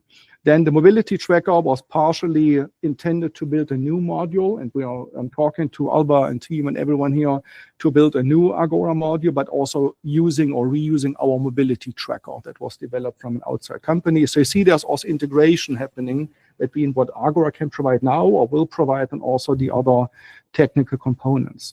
The same with work package 9 comms communication. We want to use the events module, but also, of course, feed all of this into our own Alliance website. So we have shied away from taking the Agora website as our Alliance website, as many other alliances did. We still want to have our own Alliance website and feed the data into that website. So you see, it's still kind of loose ideas. We had a large testing round last year with about 180 or so testers from all our 9 universities. Some tested more, some less. You know, we're all overwhelmed. I get it. But the result was the new picture that I want to leave you with. So that's the picture we just drew end of last year, sorry, when we delivered our 3-year deliverable on what EU Green Work or EU Green Network is. And I'm trying to fill this now, and I'm trying, I know what's coming. I'm filling the box with you so you see how we are structuring this all around. What is in the box, in the central environment, and what is outside it. Because there is, I just took a note here, always a discussion, what is a local identity of our university and what becomes an alliance or even a meta-alliance entity that we want to share, right? So in the end, our university still want to have the logo somewhere on there. I'm from Magdeburg University, Otto von Guericke, and this should be represented somewhere, although it's put into a larger lake of ideas or ideas. So we have the idea of having a central metadata structure of everything that is in our lines. The green ID I mentioned, so this is the entrance to that thing. We used eduGain. And for the tech people in the group, this is, I know, trust level low, so it does not enroll into a university or get you a transcript of record, but it is enough to get into technology that we want to share. So I know the criticism is it's not high enough in authenticity and authenticating you into a more administrative process, but it's great enough to get into these systems. Then we identified that this was the hardest part, and it's not done. It's continuing to identify the resources at universities. And you probably are, or you would be amazed how difficult it is to find the research infrastructure in universities. Sometimes they are kept in the kingdoms called chairs at universities, and the professors don't want to talk about it. So then they are defined in Excel sheets that all look different. So the whole harmonization, metadata management, don't forget, if you're just starting, the difficultness of this task to not only know about the resources, but to structure them in a common way to describe them. Then, that's what we did. We started to create metadata definitions. So how would we describe all of our universities' things in the same manner, in the same standard, in the same fields of an Excel list or a database? Then, of course, we use Microsoft Teams in our alliances, communication and collaboration. that is not working perfect. And I know it's a US-based solution, although it's hosted in the EU, but we still have voted to continue using Microsoft Teams. So this needs to be integrated. When we run virtual events, and that's one thing that Margaret points out there, we need to make sure that the attendance lists created by virtual events need to be integrated into Agora. That's one of the things on my list for this afternoon's discussion with Jesus' team. Then our Alliance website with all the events, courses, internships, and projects that are currently manually added to the website. So you spoke about this manual task of adding and adding things. We want to get rid of this. It should be automatically retrieved from the central point of entry, which is Agora in the end, and then it should be automatically visible to all of the websites, not only the Alliance website. 3 minutes to go on, speeding up here. So then there was the question at the end of almost 12 months ago, where is our directory? So we have now understood what we want to collect, and we had Excel sheets and all different local databases, but what is the directory? And at that specific point in time, we have already researched. My day job is working with SAP, so I've asked a lot of large corporations, would you help? And they would for large amounts. So the 4 million you're receiving of the EU would not be enough for an SAP project. So we found, and we are glad that we found Agora or the aUPaEU team to be a possible space for all of the directories that we wanted to build. And what we've already built is in dark blue, and then what comes in light blue is what we are currently working on. So we have used the same educational resources, catalogs, and modules that were already there. We extended them. We customize them to our EU Green needs without breaking the system. I think once we broke it, also in the events module, but it was easily fixed. Then we looked into, where's the clicker? There we go, into research resources. So that's the metadata structure I talked about before, all of the research infrastructures, research projects, not researchers though. In Germany, are very strict on data privacy, so there's a discussion. Event services, again, now I moved up to the second layer. So this is what I consider not simple resources or directories, but services on top of data. This is advanced or more into the realms of services. So I separated them. We're working together with aTU and others in the Workbench 5 on the engagement services, how to retrieve projects or proposals for projects from our lines, not only from university, but our own community, the cities, the citizens, and everyone involved. And then we are mapping out the mobility services, one of the things we need for the EU to show, document, and record and report on mobility resources and services. And we're also working connected to the research data on innovation services for our Workbench 4, run by the University of Agora, which is looking into innovation cycles. So that's the big picture now. So I tried not to use a lot of time on text and slides. 3 more things to add on the top. Of course, we want to integrate into the EU funding and tenders portal. The deliverable I just wrote was uploaded there. We want to bring all of the reporting, events, activities, the audio. We want to integrate this also from Agora. So that's also reducing the admin work of people just reciting midterm reviews. And we have been fighting thousands of Excel lists in the midterm. I want to get rid of this by the end of our project in 1 year so that the reporting gets easier. And the same is, and we had this discussion over dinner last night already, integration into quality management. This is more output and outcome related, but also never forget impact. And on most of the slides, I saw this also on one of the Agora modules, it said impact measures, but it only mentioned outcome or output even. So when we want to measure impact, we need to do continuously. So after this event, we need to send out a form or questionnaire, whatever type, in 3 months or in 6 months, and see whether your brains and your minds have changed the behavioral structure of how you do your alliance. Not only to be here and to cross off, yes, I can reimburse my money to come and get here, but how has this affected our work in our alliance, and how can I prove in impact measures what has done? Specifically on the gender equality plan, we discussed this last night. How can you follow up on, did it really change people's mindsets, or was it only a nice event in that sense? So that's something that we are trying to build, not only from a technical perspective. That's the latest screenshot of our productive system. On the very bottom, you see the sustainability projects. That's a new module we built on Agora for the more engagement services. And I leave you with our motto, always, have you already done something EU green today? That's what we ask every participant at the end of presentations. With this, I leave it there. Thanks to the team of UPC and Polito and everyone in the room. Thank you. Thank you, Stefan. Thank you, because you were one of the first believers on Agora, and with your expertise for us, it has been crucial for convincing other alliances in the on board. And the second comment is that with this, if you Agora is able to do anything, which is the role of Stefan? No. Without Stefan, I can say that it's impossible to make this tangible. That means that be aware alliances that we need these roles in the alliances. Okay, it's very, very important. And well, we can now open the slot for the Q&A, the questions and answers. Let me hear if I'm able to stop share. And yes, and I don't know, there are some questions. Oh, yes. You okay? I can do it, but if you want to.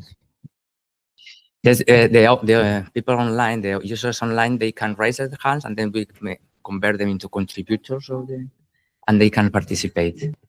And here as well afterwards, yes. And yes, Neil Carlos, no viewer, no, participate. Okay. Now Neil can, yes, you can participate. You can make your question or comment. Okay, thank you. Can anybody hear me? Yes. Or everybody? Great, thank you. Thanks for the great presentations. I'm blown away by all the possibilities that Agora offers. I'm the digital officer of EU Peace Alliance, and we're just currently looking into how to set up our information policy and how to basically set up our homepage or homepages the most user-friendly way. And Agora really seems very, very able to be equipped to do that. I just have two quick questions with regard to the comment that without Stefan, it wouldn't be possible to do that.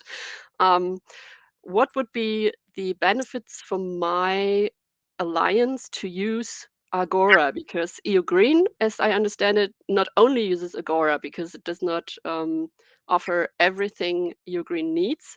And I'm afraid that would be the case for EUPs as well. So how does it work combining Agora with other needs of an alliance?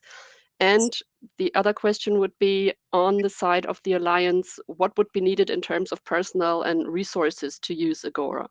Thank you. Should I take the first one? One. No? It's blinking at least, I hope. So on the first question, if you think on your private or corporate life, right? Do you ever found one single system doing everything in your job? You don't, right? And it's not because software companies aren't smart enough to do so. There are specific software for specific things. So to have the idea, and some of our lines also still very simple, why can't we have Greenwork do everything? It will always be a combination of things. So don't even try, and I mean, you can try, but you will circle back to the conclusion that it did not work. You need to integrate collaboration communication tools. Researchers are present on portals, well used and calmed. Don't replicate LinkedIn or the Facebooks or the research communities. We need to bring those together. So this is when I start presentation.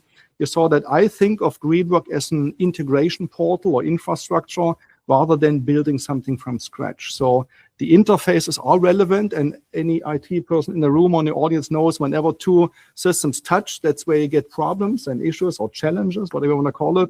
But you should not think of one single system feeding the whole purpose of your lines. That is just not, there's a call, I'm sorry. That's just not going to work. Yes, and for the other question about the resources we need from the alliances and so on and so forth, on Monday and Tuesday we were in Malaga with Uninovis. They were organizing this workshop, and they were explaining different alliances, explaining their challenges. And one of the challenges they had is that we don't have budget for developers. Okay? We are supposed to develop something, but we don't have developers budget. And aUPaEU projects have budget for developing your needs. Okay, this is, but we need this role. No, we have the Beatriz, in this case, there's the functional. We need these functionalities. But we need the role, the IT team, the IT community work package in the project to match these needs with what Agora can provide. In Unite, we are doing this work because we are within Unite, but with other alliances, we need this team. And in the different alliances, they have different approaches. In cities, for example, they have a nice team of people working in this area, and in other alliances, they have less budget. It depends, because I mentioned before, the alliances have similar objectives, similar challenges, but they are completely different. The decisions-taking processes, the budgets for different parts. But, well, we have to adapt to the situation, and this is what we are doing in our team. We adapt to the specific needs of the alliances. And the resources, the minimum resource from your side is something, the role of Stefan in this case. Thank you. And here in the room, there is, okay.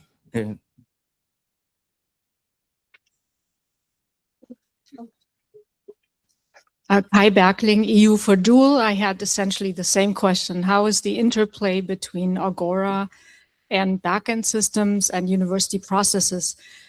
I think you already answered some of those questions, but in Germany in particular, we have HISN1, which invades basically every university. So one would assume that they would have an API that would be able to talk to Agora. Are there any plans that you're aware of? It affects basically 80% of your German universities. I think I'm still on the microphone. Good to see you again, Kai. I think we met in Brussels for the EU conference, specifically on data sets and metadata construction. And you're correct. This is why I put the even the integration into the campus management administrator at the very bottom, because we know that this takes a lot of time, not because it's difficult technically to integrate the systems, but first, there's not one system at universities. We spoke last night on the complexity of these enrollment services, credential services, and also what I feel sometimes the fear of universities losing identity, right? So they can say as much as they want in strategic talks and everywhere, but they also say, where's my logo at the end? Where's my professor's representation on the 30 years he had put into a special field? Will that now be replaced by EU Green logo or somebody else labels? So there's fears more on the personal, political, organizational side than there's on technical sides. I mentioned a national project before I came into this project where we developed a national education platform for Germany. And technologically, we used all the OIDI standards by the EU. It all works technically. But the people's, the digital transformation is not a technical transformation, it's an organizational transformation. If they don't have the right structure of data, the right people, enough people, we talked about resources, that's expensive to digitally transform organizations, then it's just being as slow as we see it is. And we are trying to, as I said, doing baby steps into the right direction, make sure that the organization are not derailing to the wrong direction at least, and helping as much as we can. But it is a common challenge, struggle, whatever you want to call it, to talk even to the admin people at universities and saying, this is a benefit to you. It's not an additional system to put data into. May I add something, Jesus? In our case, we have the same problem with the synchronization of data. And there's two spectrums. There's two different, there's the institutions that have the same problem as you mentioned, that on their country, they already have a system, and then it's hard to combine with the Agora because they created the baseline thinking on their own needs. And of course, whenever you have to have an API, they need to speak the same language to work. And then we have the other side of it, that is, some institutions do not have a website for the infrastructure. So this is where harmonization is crucial, because we can be act up or be an example for it, but there's some work to be done. And it's easier to bring the people that don't have a website up and have them create a system that works. but what happens with the more developed ones or the ones that already have a system, and that's going to be crucial. Maybe one more comment to add here, and it's going back to a discussion we had with resource. Imagine just research infrastructures. Country A has template A to describe those infrastructures, and country B has another template, and they don't agree on it, right? And that's very common that they don't say we want to give up any field that describes the SDG in ours, and you say it's not necessary. So in the end, Agoras, or the Agora at Amman Alliance, or the ORS could be the translator, mediator between them. So you send in from all German alliances, representatives and alliances in standard A. Agora understands, puts it into their central database, and can present the data in standard B as well. So that's a discussion that we exactly had at the Brussels meeting. Can we bypass, or not bypass, can we cope with these complexities of our countries and still make it work in some degree? Not perfect, but at least work with it. And if the SDG field is a mandatory field in country A and not in the other, well, let's be it. That's how heterogeneous our communities are. Yes, just one comment before giving the floor to for a student catalog, for example, we have different standards, and we cannot convince all Europe using one standard. One of the solutions is to create this service mapping that we can map different standards, and Agora is able to do this kind of process. And I will give the floor to Tur. Sorry for the pronunciation. Yes? You are able to participate, Tur. Okay, can you hear me? Yes. Yes. Okay. First of all, I want to say thank you very much for this very clear presentation, Jesus. I wish I had met you before. I want to say what you're saying at the moment with the standardization. I would say Agora take the lead. You have a very clear platform, set the standard and let others follow. It's impossible to get everyone on the same line, but at least if you take the lead and set the standard, I believe that a good standard set by a good program, the others should follow, and we should all come to one European sort of standard. So I really encourage you to continue taking the lead.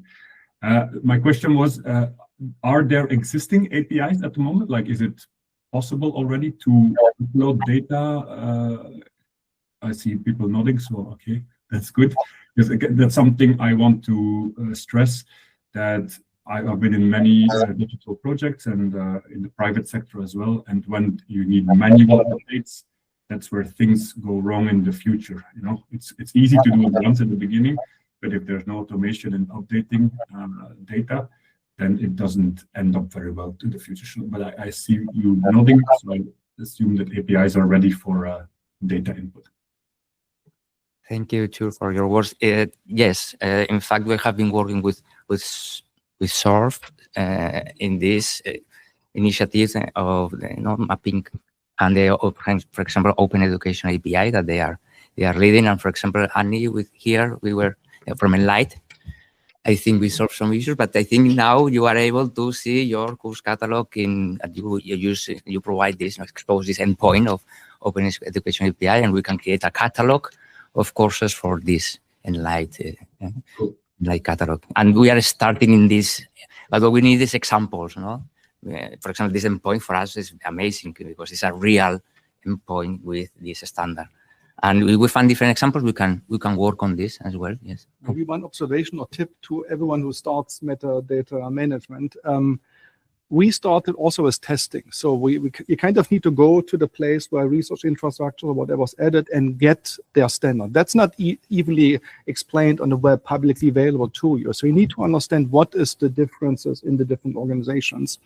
And once you have the data, then you need to motivate them to provide them, at least to test manually.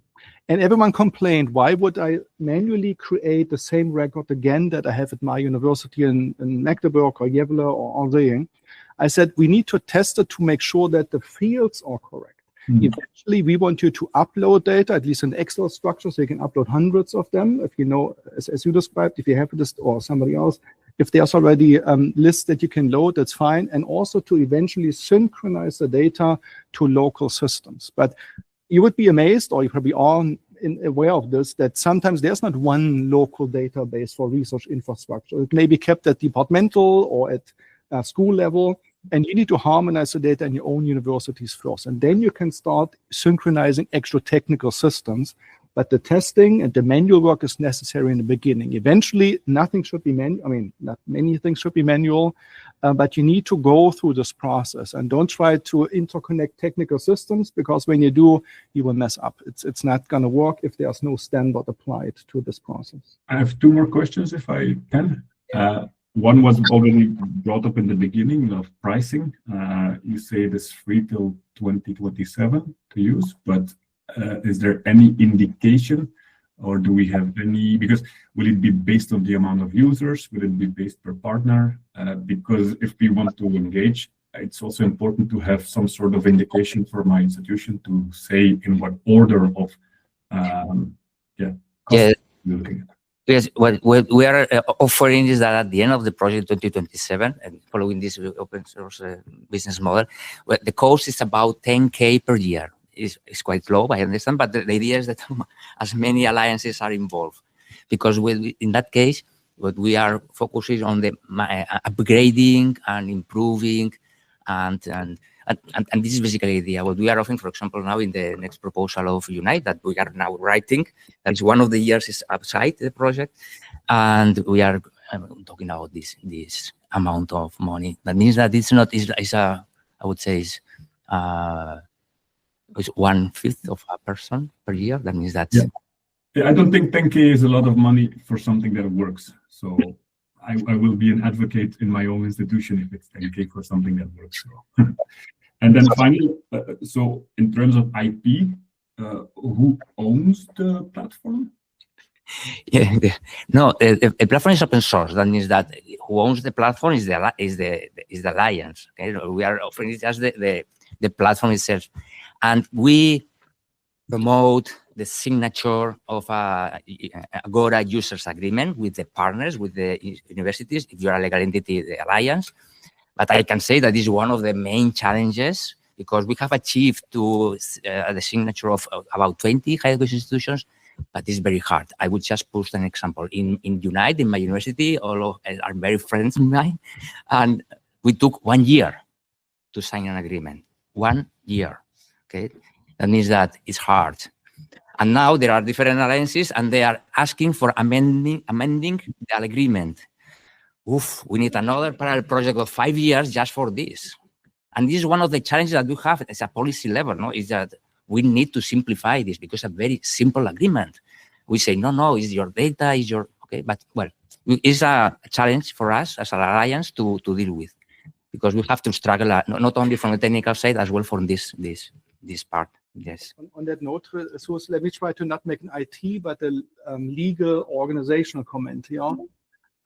In the end, it's a good question, Tor, because the data is owned by the university or by the individual people, right? Students are not owned by the university, but people that work there are.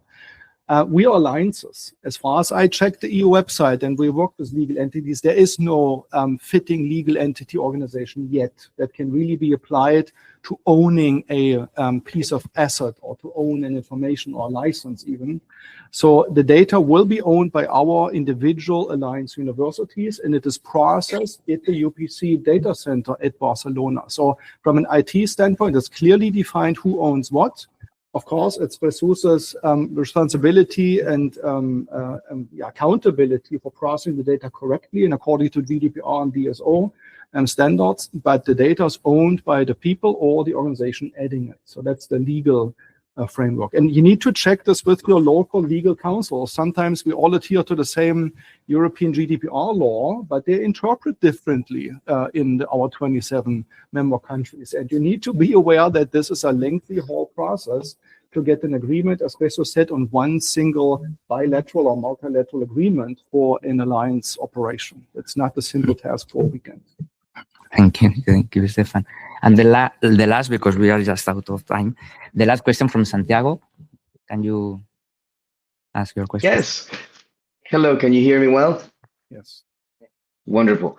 So I'm Santiago. I am a research coordinator for the European University of Technology Alliance, EUT+. And I previously met, I think it's Antonia from Grenoble, and she talked to me about this Agora thing, and I was just like blown out, the whole potential of Agora. And then I have, looking at the presentations, I have a question, and I hope the answer is yes, because technically it seems like it's possible. Looking at the gender equality platform that you presented, I was thinking that maybe those systems could be also, and I'm not sure if you do it already, could be transferred to project management of research projects, research or education projects or whatever, within the alliances, because that's something that I think we're lacking. Is each university, even if we form a consortium as an alliance or an inter-alliance, each one of us have its own project management services that we can manage the research projects like in our own ecosystems. But to me, it sounds like it would be a good idea to have at least like one common platform to follow and manage those projects. Is that something that you do? Yes, in fact, it's a good idea to co-create with you. Be sure that when we co-create with you, we will offer to other alliances. And in the Agora, there are, because we are using an ERP, this Odoo, and they have different modules by default. And one of the modules that they have is a project module. Okay? And this work on that direction, or we can work on a more specific hands-on or a more specific tailored development. But the idea is to find a group of people like you with a clear ideas what you need, and co-create a solution for the rest of the alliances, not only for yours, for sure. Thank you. Excellent news. Thank you. Thank you. And well, we are just starting the coffee break. Now we are coming back. Roberto Zanino, that he will introduce himself. All of you, or most of you already know him from his involvement in different, as a Cesar, in Unite, and in other bodies. And I will give you the floor to introduce the rest of the partners for this roundtable. Thank you. Okay, thank you. Thank you, Jesus. It's, as they say, a real pleasure for me to be back here, because together with Juanje Perez, who must be somewhere around or somewhere in the neighboring room, we sort of started talking about this project before it was born, and then we were very lucky and successful in our application. And I think what I heard this morning is very fascinating, I would say. And I hear which is rather enthusiastic, and I hear of several interesting steps and also some perhaps concrete results. I hear of a very strong interest that the project has been raising among many alliances, and this is really great because it was the original ambition of the project to do something which was for the service of the whole system of higher education institutions in Europe, and this is going, I think, in the very right direction. Just as a little disclaimer, I see Cesar attached. I mean, I'm a member of the board of Cesar, the board of directors of Cesar, and I've been chairing for several years now the task force which in Cesar talks about policies related to European university alliances. But of course, just to be clear, I'm not speaking on behalf of Cesar, because that's the task of the president. So I will not be, reporting on official position of Cesar on anything that I'm going to say. So having said that, I don't know.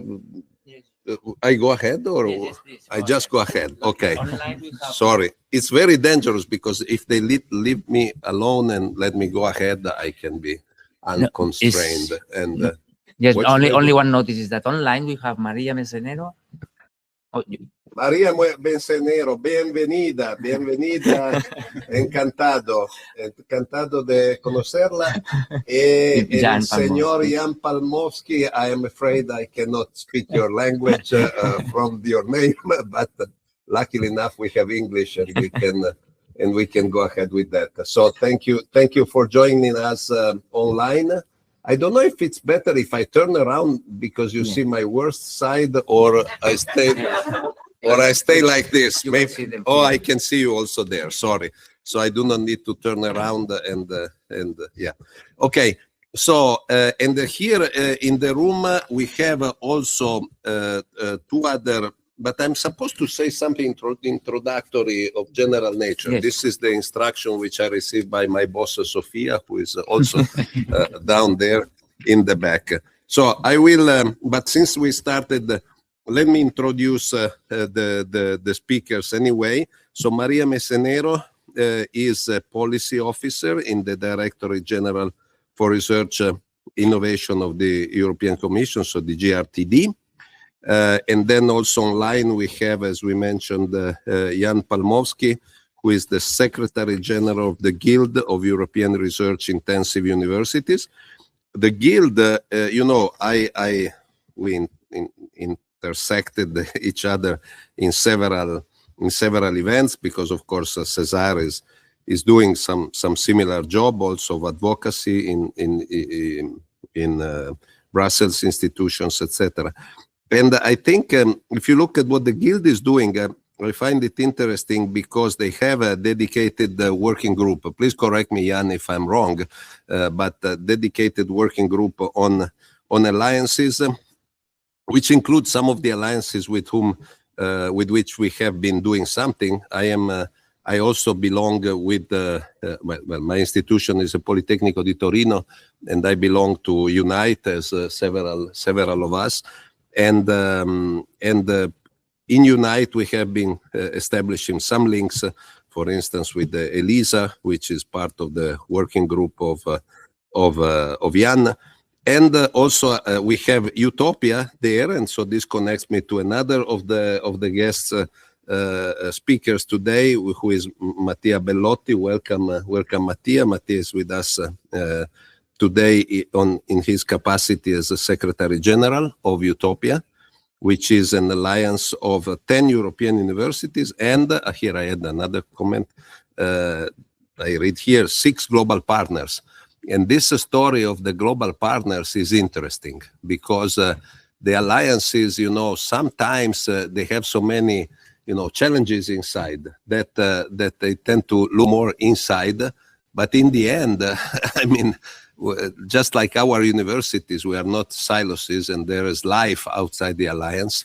And I think it's great that the alliances start developing some, let's say, internationalization policy and not just, look inside.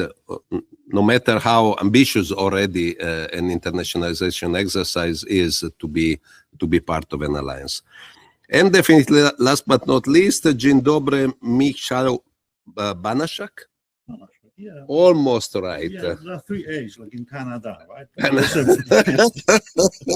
Okay.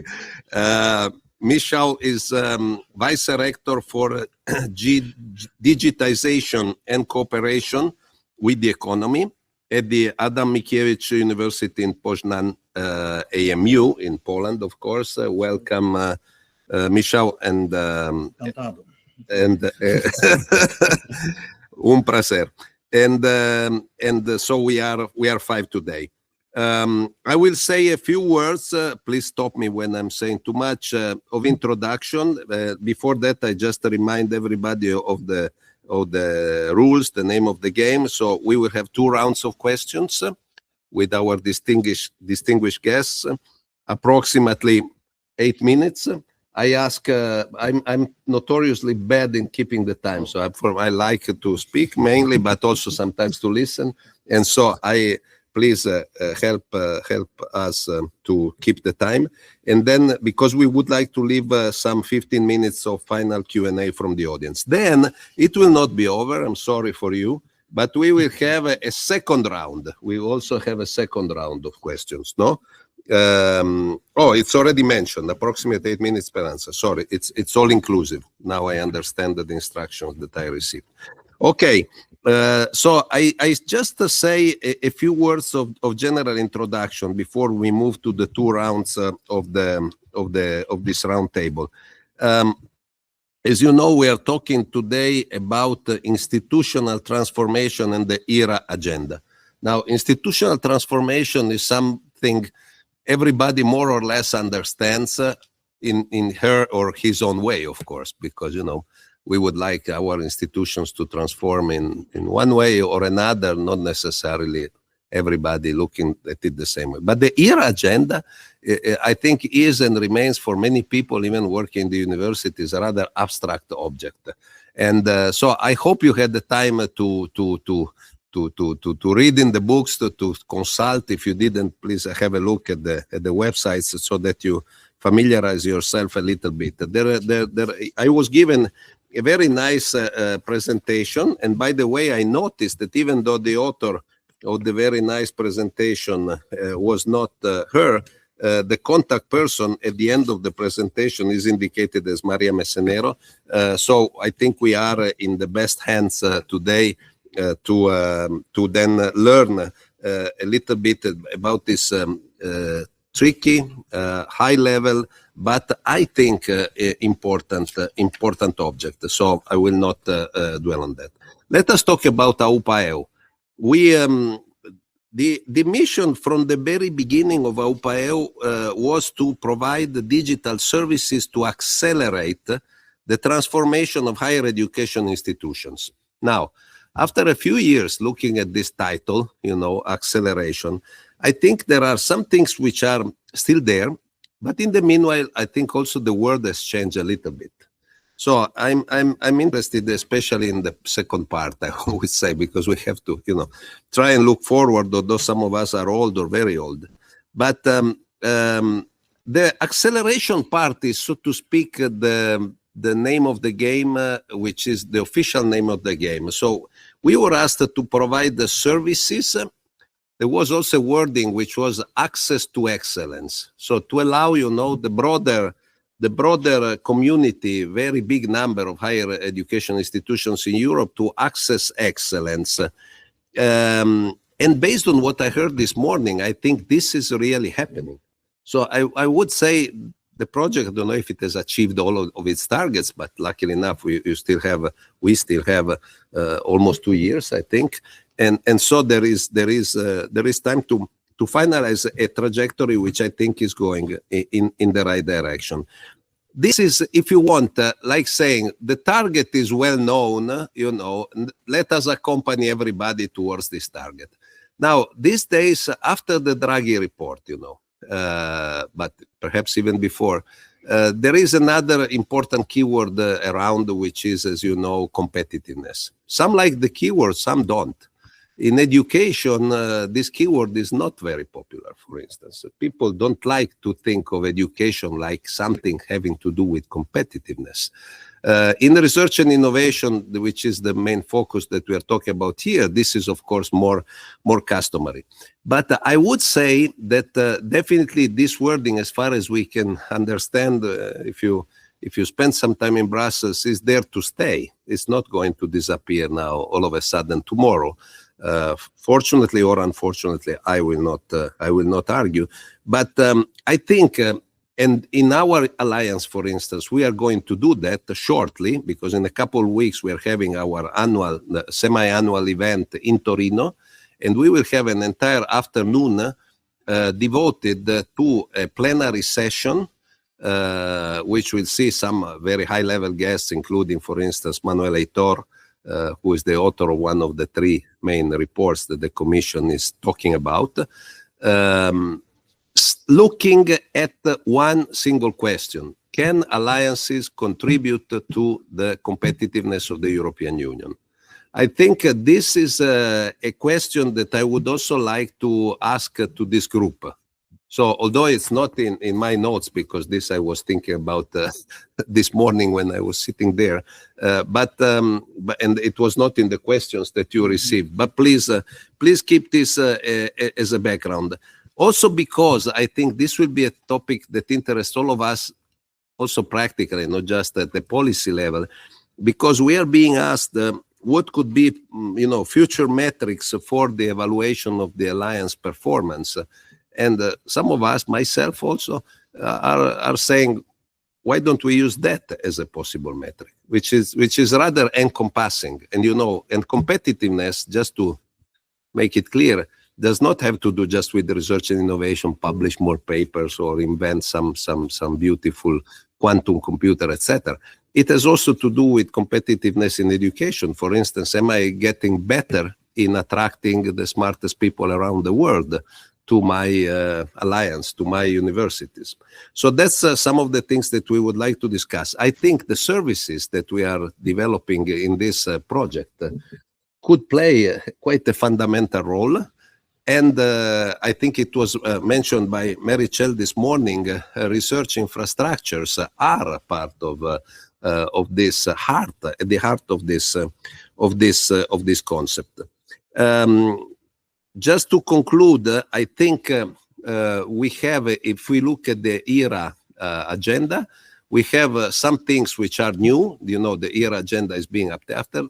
It's a long story, but we will hear from the online contribution of Maria. But there are some things which have changed, but some things are staying there in the previous agenda, in the recent agenda. And a couple of the things are particularly dear to me and I think relevant for this group, which are capacity, infrastructure, and resource sharing, and research career attractiveness. I think both lines are very, very important. They are all important, gender, open science, etc. But I quote those two because I have little time. I think research infrastructures, and if we could be able, through our efforts, to make the career of the researchers more attractive compared to others, of course, it's again competitiveness, it would be just great.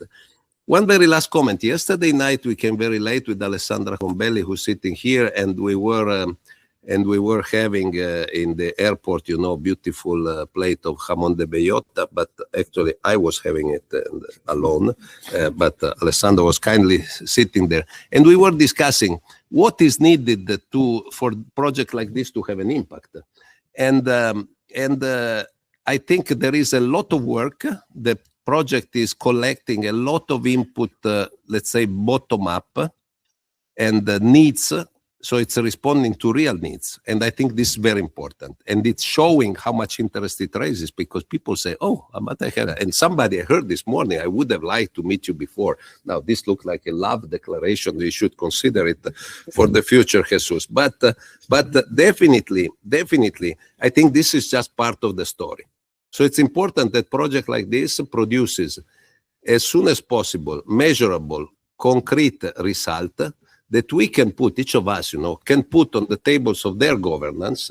In Unite, there is a governing platform, and other alliances have similar things, I think, to say, now, how do you, governor, rector, president, how do you want to make this really relevant, really impactful for our universities? Because at some point, the governance must be engaged.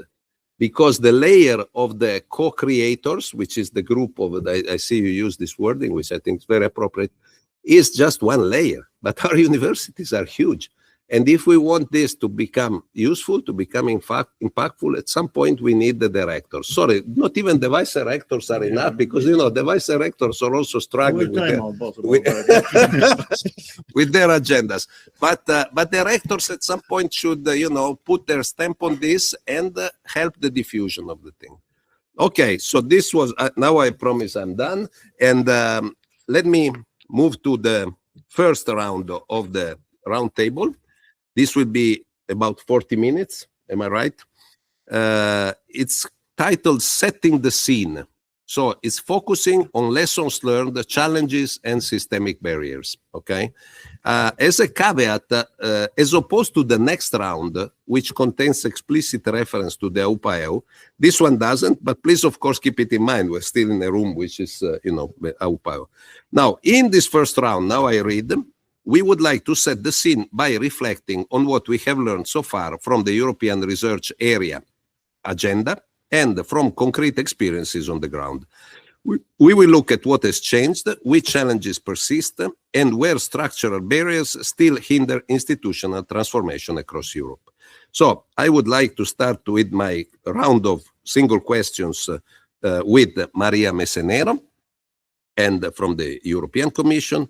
And the question for Maria is, what lessons have been learned and carried forward into the ERA Agenda 2025-2027?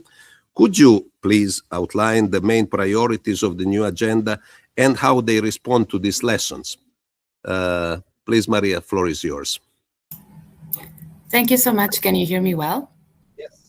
Absolutely. Thank you. Thank you. Thank you very much for the kind words of introduction. I'm afraid we speak the same language because I'm also Italian, even though a lot of people seem to think I'm Spanish, which is an honor.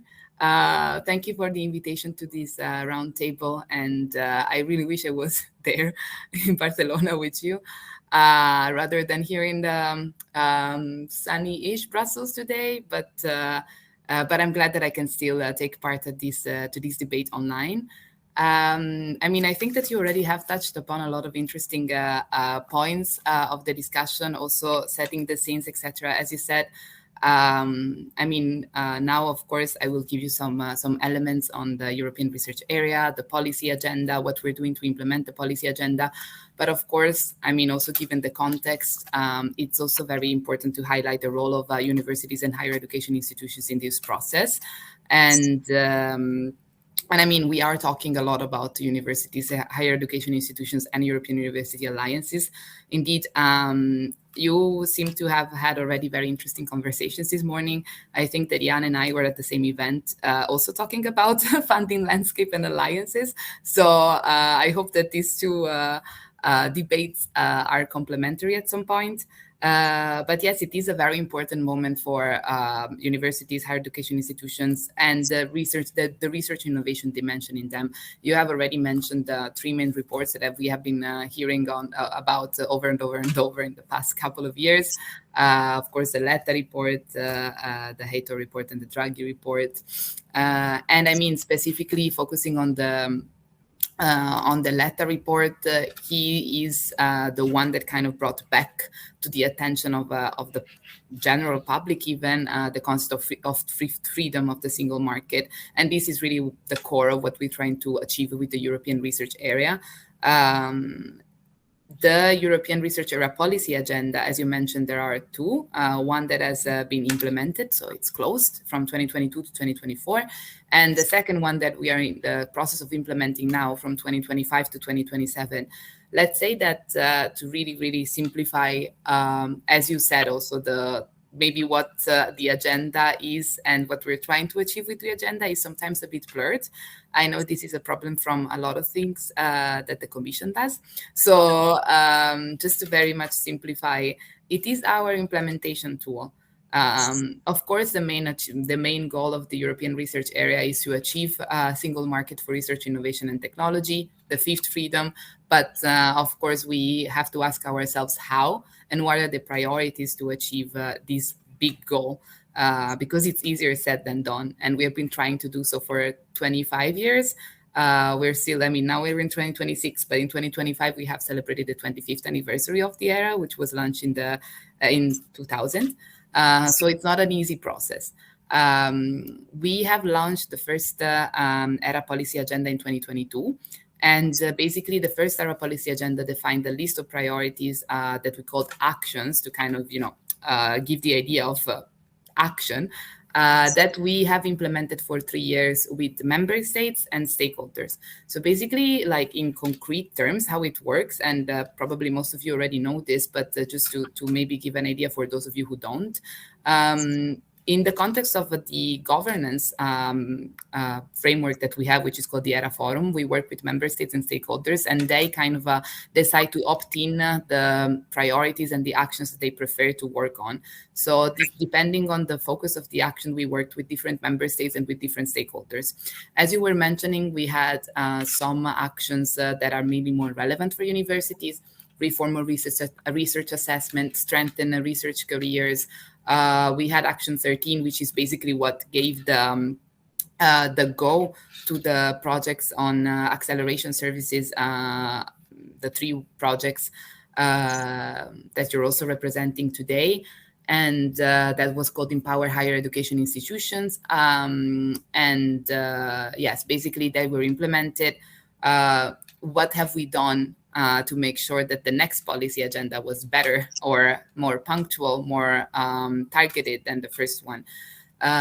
We have to have a look at lessons learned after everything we do. This is a process that needs to happen in order to improve what we want to do and what we want to achieve. But lessons learned doesn't necessarily mean unsuccessful things that happened. It also means successful things. So maybe, what we did was to look at the implementation of the actions. And the implementation of the actions means what we have done with member states and stakeholders, their feedback, the impact, the consequences, the conclusions after 3 years of implementation. But also we looked at the results of the projects that were based on the actions under the ERA policy agenda, because the ERA policy agenda is implemented by the European Commission with member states, but also through projects funded by Horizon Europe. And you're one of them, of course. What we did when the results were not completely satisfactory? It's either we decided to just stop pursuing that area and action, or maybe changing slightly the scope. For example, this is what happened with Action 13. Action 13 was called Empower Higher Education Institutions, became a structural policy. Now I will also tell you about the difference between the two. And now it has a similar scope, but it's a bit wider, because we noticed that Action 13 sometimes had a bit of a narrow focus on university alliances, and we really want to target with the new structural policy the wider framework of higher education institutions and research performing organizations that go beyond European university alliances, even though alliances of course remain at the core of what we do. And the new structural policy is called Improving the Articulation Between Research, Innovation and Higher Education Within the ERA, which is a mouthful, but it describes very well what we want to do. We are now working with 14 member states, and we have 3 sponsors that are particularly involved in the action, that are Coimbra Group, Eurashi, and IERUN, which I'm sure that most of you are already familiar with, and they represent a wide array of universities, research performing organizations, and higher education institutions. And then we just kept and expanded and put extra efforts on the actions that were really working. For example, research careers. On the research careers, we have achieved a number of results from implementation tools, for example, ResearchComp, the framework for competence of research competences, to the observatory with OECD on research careers, etc. And now we are expanding on that. And now for the strengthening research career action, we have all the 27 member states of the European Union on board. So there is a large involvement of member states. Involvement of member states, it's something that it's really, really important when you look at the implementation of the ERA policy agenda actions, because it's really important that the national authorities and the member states are on board, and not only the stakeholders or not only the European Commission, because it's true that without member state support, basically, we can do something, but we cannot do so much. So we are always trying to, gather the support and the engagement of member states. It's not always easy. This is why, also stakeholders and organizations and network of organizations, alliances, they have a weight. And universities have a big weight in the research innovation framework. So this is why it's so important to keep the dialogue with them. A couple of things that I wanted to add. It's also about this kind of lessons learning process, and what we're doing now is how differently the Agenda 2025-2027 is structured. So now, instead of having just a list of priorities called actions, we have two different types. One is called structural policies, and they are long-term ERA policy that are not confined to the implementation time of the ERA policy agenda. So we expect to keep on working after so from 2028, let's say. And there are 8 ERA actions that are new. And we expect to complete basically, or to achieve the goals that we set for them within the 3 years of implementation. They, for example, include enhancing research security, research management, empowering RNI in research management. I said that. And equity in open science, for example. So it's more like kind of time-bound actions that we expect on which we expect to achieve tangible results within the course of the 3 years. Another thing that we have done to develop the ERA policy agenda is that a bit differently than what was one from 2022-2024, we really try to have a bottom-up approach. So we really tried in the formulation of the priorities to involve as much as possible member state and stakeholders also in the drafting of the text, so that this is a way to also ensure the engagement of member state and stakeholders then when the implementation happens. So we really tried to engage them from the beginning, to set the priorities with them, to draft the text with them. And sometimes we see that this paid off. Other times we still struggle to kind of get to the member states' engagement and stakeholders' engagement that we need. But it is a learning process. So we're going to keep trying to improve also for the next policy agenda. But, and maybe most importantly, and it's a hot topic, I think, because it keeps coming up. I think that Jan mentioned it also this morning quite some times. And it's... the ERA policy agenda is a voluntary framework. It is a voluntary tool that we can use to achieve the goal of the European research area. Member states can opt in, opt out. They can decide the level of engagement that they want to have, as well as stakeholders. There's only so much you can do with a voluntary tool. So we are now working on a legislative action and a legislative act, which I'm sure you have already heard about. It's called the European Research Area Act. And with the European Research Area Act, we're trying to we have analyzed what are the gaps that still persists with voluntary action, and they are really, really hard to fill in only with voluntary actions. So we're working on this legislative act that would help kind of fill the gaps in a more binding way towards member states, of course. So we are working on mainly 3 areas of actions, and the 3 that we have identified that are for us the most relevant. But of course, this is still a process that we're doing with the ERA Act, so nothing is really set in stone for now. But the 3 areas that we're working on are strengthening research innovation investment so that it gets to the famous 3% targets for everyone, to reinforce the alignment of investment and policies between the European Union and member states and across member states, and to improve framework conditions for research and researchers. We have now just concluded the stakeholders public consultation on the ERA Act, so I hope that you could have a look and contribute. It's closed on the 23rd of January, and we have received almost 300 contributions from 50 countries, all member states plus other countries, associated countries, third countries. From universities are one of the most represented stakeholders who participated to the public consultation, and the public consultation was preceded also by a call for evidence. So let's say that we are trying again to engage the stakeholders and everyone really who wants to contribute in the drafting of this legislative act. The presentation of the Commission proposal is expected for Q3 2026, so really tomorrow. And this is also what we're trying to do, to kind of fill in the gaps of the voluntary action of the agenda. I hope I didn't go overboard with the timing, but I think that this should set the scene maybe for further discussion. And thanks again. Grazie Maria. So I think we can now move please, sorry, I probably confused also the speakers with my 8 minutes, 4 minutes. So this round should be around 4 minutes, let's say, and then the next round also 4 minutes, but we have time.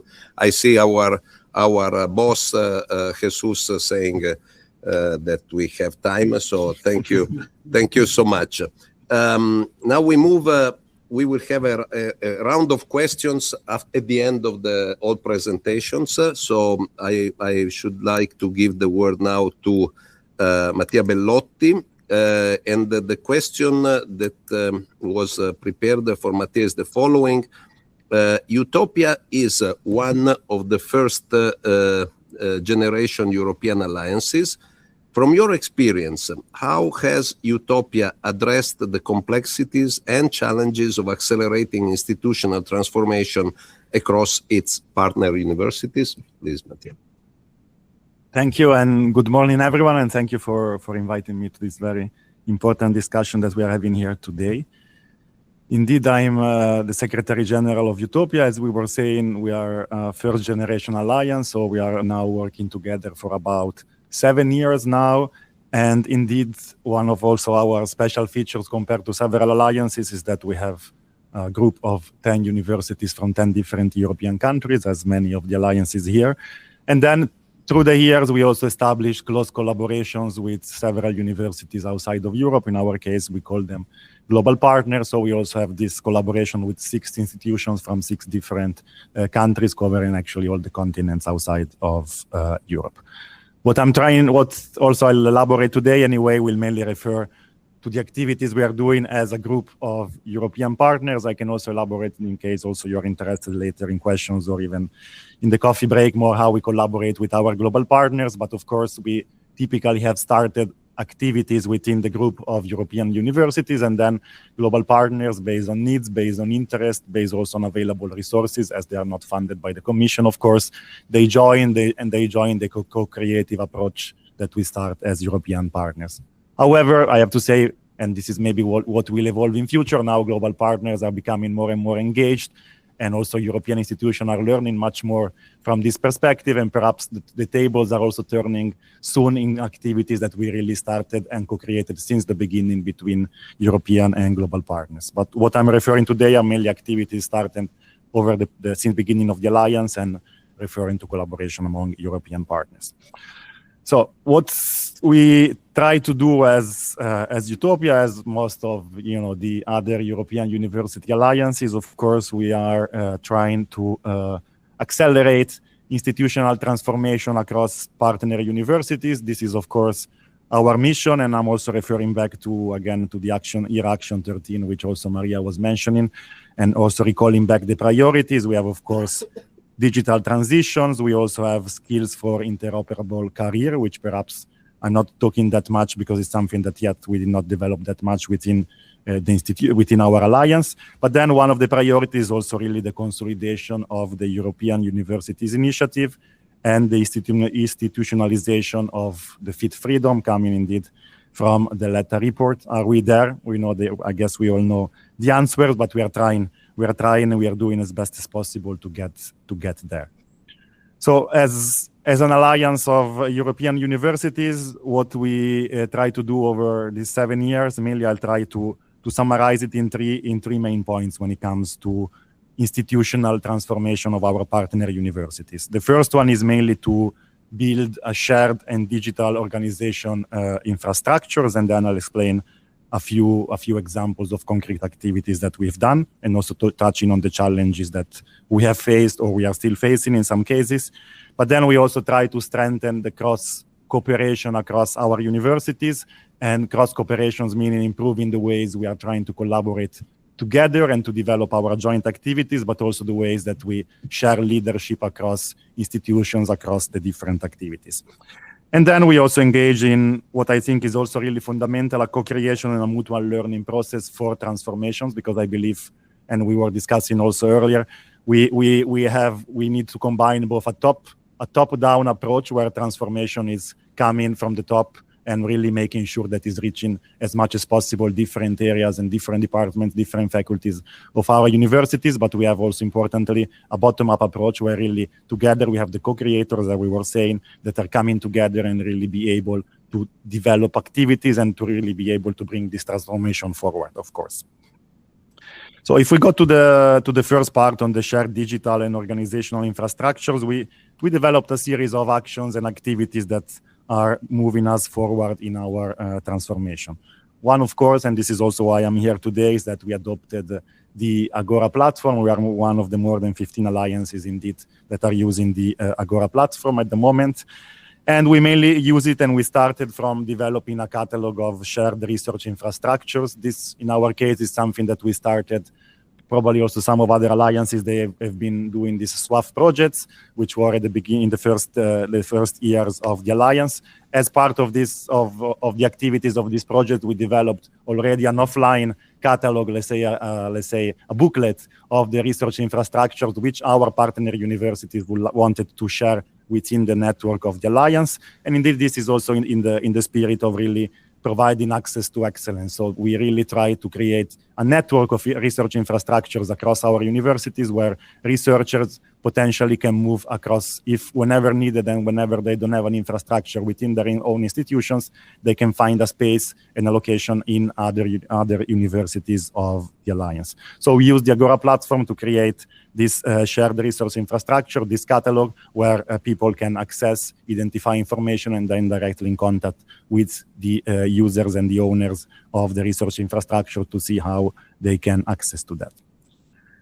As this worked, I have to say, yes, it's working, but of course we are finding challenges. First of all, we found challenges, I think, as Uz was also mentioning earlier, in identifying and signing all the agreements of GDPRs, of course, and also in our case, I think we still have a couple of universities that indeed still need to sign these agreements really to have for starting the platform. And then on the other side, we really need to bring really people to the platform. We really need to make that as part of the daily life. Of course, not of all our researchers, but still of the research support offices. In some cases, we have also decentralized offices across the institutions where whenever there is a need, of course, the officers and the support officers need to know that this platform is available and advise researchers to use it. And we are there in some cases, but of course, there is much more work to be done in that direction.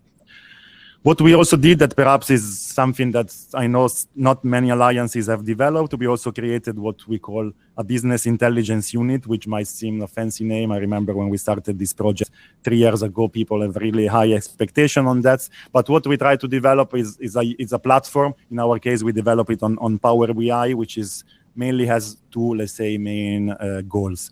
One is to have a centralized, let's say, place to find data about our universities, so data that are normally published and submitted to university rankings, published on the university reports and so on, but really gathered together on the number of students, number of projects, the type of projects, the publications per area, and so on and so on. So where really researchers and staff across our university can really have an understanding on what is the potential of the alliance, what they potentially can find and they can do with partners. This is something that we believe is obvious, but of course our institutions are really big and not everyone is really aware of the potential and the type of collaboration that they can have with universities in the alliance. And then this unit has a second and, let's say, more strategic use as well, where we try in this unit, we're also storing all data to monitor. So we have an agenda. In our case, we're working now on an agenda of a biannual plan of 25 and 2026. So we have performance indicators and objectives, and we are collecting the data and we monitoring the status of these performance indicators on a 6 months basis. So this platform is also helping us to have a centralized way. It's also made available to all the people working on the alliance. So really, also we really are able also to share information and make sure that people across the institutions, not only our leaders or the work package leader, whoever is the responsible of an activities, but really everyone working on the alliance can have an understanding on what are the objectives of the alliance and also where we are in the stage of development.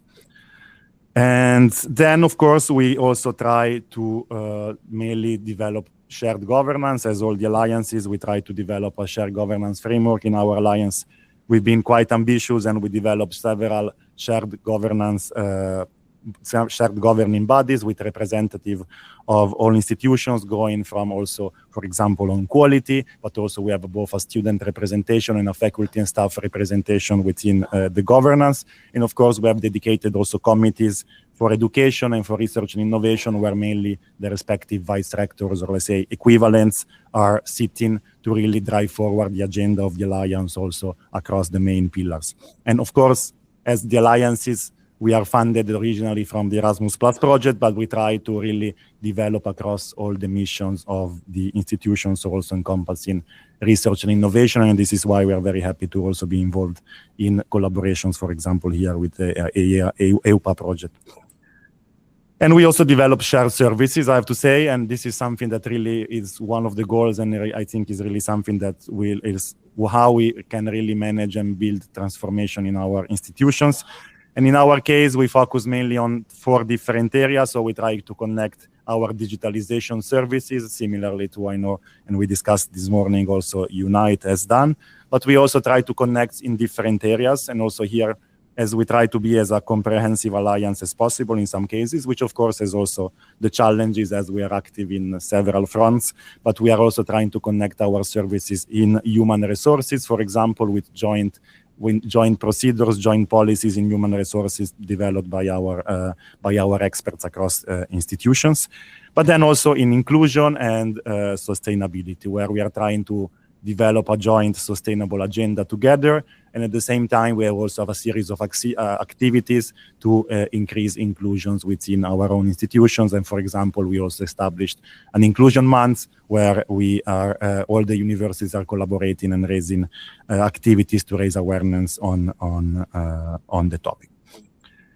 And I think to conclude my speech, I just provided indeed this overview, just to also give you an idea of where we are, what we have done together over these 7 years. Of course, there are several success stories in these areas. I've been trying to already highlight some of them, but of course, we are also having challenges, and of course, we know that there are several areas of improvement for the futures.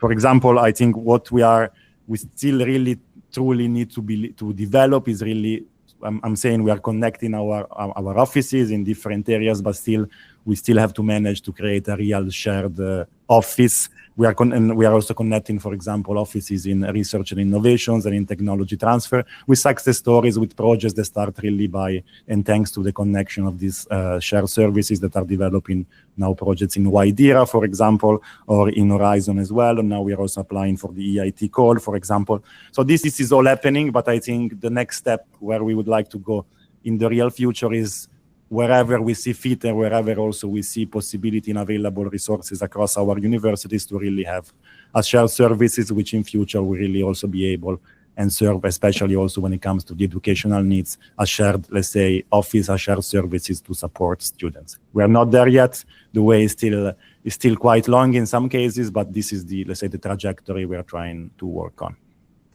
Thank you, Mattia, for your overview of what have been the main lessons learned and challenges encountered by Utopia so far. I think we can move to our third speaker again.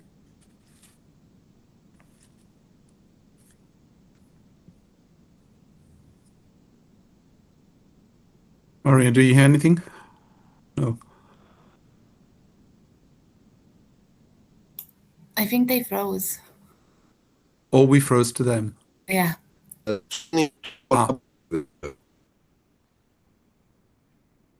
seem to be back. They're back. Or you seem to be back to us. Sorry, it's the force of the majority. I see many people. I hope you didn't hear us talking behind your back then. We heard everything. I'm sorry again. Anyway, so let me start again. So we come to the third speaker of this first round. So Jan Palmowski. The question for Jan is the following. Turning to collaborative research, brain circulation. I read this word and I like it so much. I think it's one of the things that we should be using the alliances most, and we're still struggling there. Anyway, sorry, this was my little comment in the question. And the accessibility and the sharing of research infrastructures. What are the main barriers you have encountered in practice? Which obstacles most urgently need to be removed to enable more open, inclusive, and effective collaboration across institutions and borders? Please, Jan, floor is yours. Thank you so much, Roberto. And I'll really try and stick to time, even though I think any of the speakers, I'm sure anybody in the room could talk about this for hours, because there's so many important topics here. But I want to pick up a couple of points, Roberto, that also relate to your point about competitiveness and how we relate to that. And it seems to me that one of the big changes between the previous era agenda and this current one, this one that we've just ended to, is an engagement with a world of dramatic change. And so if you think about some of the barriers of collaboration, I mean, you just ask anybody who's anybody in health research who's trying to work with patient data across borders, and the challenges are massive, if not insurmountable. If you think about the challenge of how we really up our game in AI, and that's not just in AI research, but also data storage and the use of AI in science. These are really important, massive, interconnected areas where there's a huge amount of change happening. So the European health data space is something that's really trying to address the transferability of data. It's come into law, and I think we need to really work together to make it better. You know, that's not a direct era point, but you know, the use of animals in research is a new era priority. Not quite. I think it's not quite formal yet, but it's still already being discussed. But AI in science, we have the launch of the RAISE strategy, of the AI in science strategy. That's extremely important, I think, to all of us, because it links what we do in the research in the everyday with Euro HPC and all these really important things, the AI factories, and has the potential to make sure that all these important developments at EU level, that they're not just there for industry and for business, which they need to be, but they also really reflect the needs of research, and that research is at the table in these really important discussions. And if that is the case, then I think we also make sure that universities are at the table in these competitiveness discussions and actions in a really meaningful way. So I think there is this world of dramatic transformation. I think we really need to be at that table, and I think that is a really foremost era concern. Then, of course, we have the everyday that all of you have mentioned already, and so I don't want to repeat that. And I think we have a bit of time later on to discuss more the 28th regime. So there is, of course, the fact that we are still not nearly as open to mobility as we would like to be, or as we pretend to be, and I think that really needs to be addressed.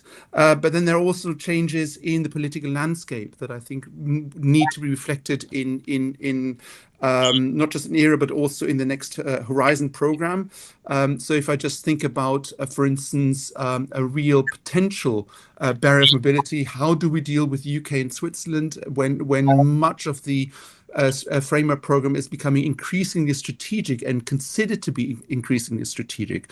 So if we have dual use cores, how do we deal with, or even cores that have dual use potential, and then suddenly we have a collaborator in Switzerland? Will they be excluded because somebody realized at the point of evaluation that this is a dual use core or not? There are a lot of tricky questions about how we make research collaboration work in this world of dramatic change, resulting from competitiveness, but also from geopolitical change. And so I think that just shows that in some ways eras become more complex. It is not, as you mentioned in the introduction, it's not something we can easily summarize in one sentence. But I guess the reason is that it is so varied and it's so important in a growing number of directions. And maybe I'll just end here. Thank you so much for being concise and effective, Jan. I think then we can swiftly move to the last speaker, also here in the room, Michał Banaszak. The question for Michał is the following. Poland is a widening country. From your perspective, what specific difficulties do widening countries face in accelerating institutional transformation? What types of support are most needed, and how can disparities between leading and lagging R&I countries be reduced so that Europe can progress as a whole? The floor is yours. Thank you very much. Oh, straight up to the microphone, or okay, switch it on. Okay. First of all, thank you for inviting me here, because I think that I am new, so perhaps I should say a few words of introduction. So again, I'm very happy because I'm surrounded by Italians, as I can see from all sides, and Italians radiate with the joy of life, and it's contagious. So I'm very happy about that. And Sophia, which means wisdom in Greece, a very fitting name, gave me questions for which I provided answers. So I have answers, and I'm glad that you asked the question, right? So, but of course, I'm from Poznań. Poznań is a city which is halfway between Warsaw and Berlin. The name you gave, Adam Mickiewicz University, right? I mean, how many people know who was Adam Mickiewicz? Okay, I'm not asking people from Poznań.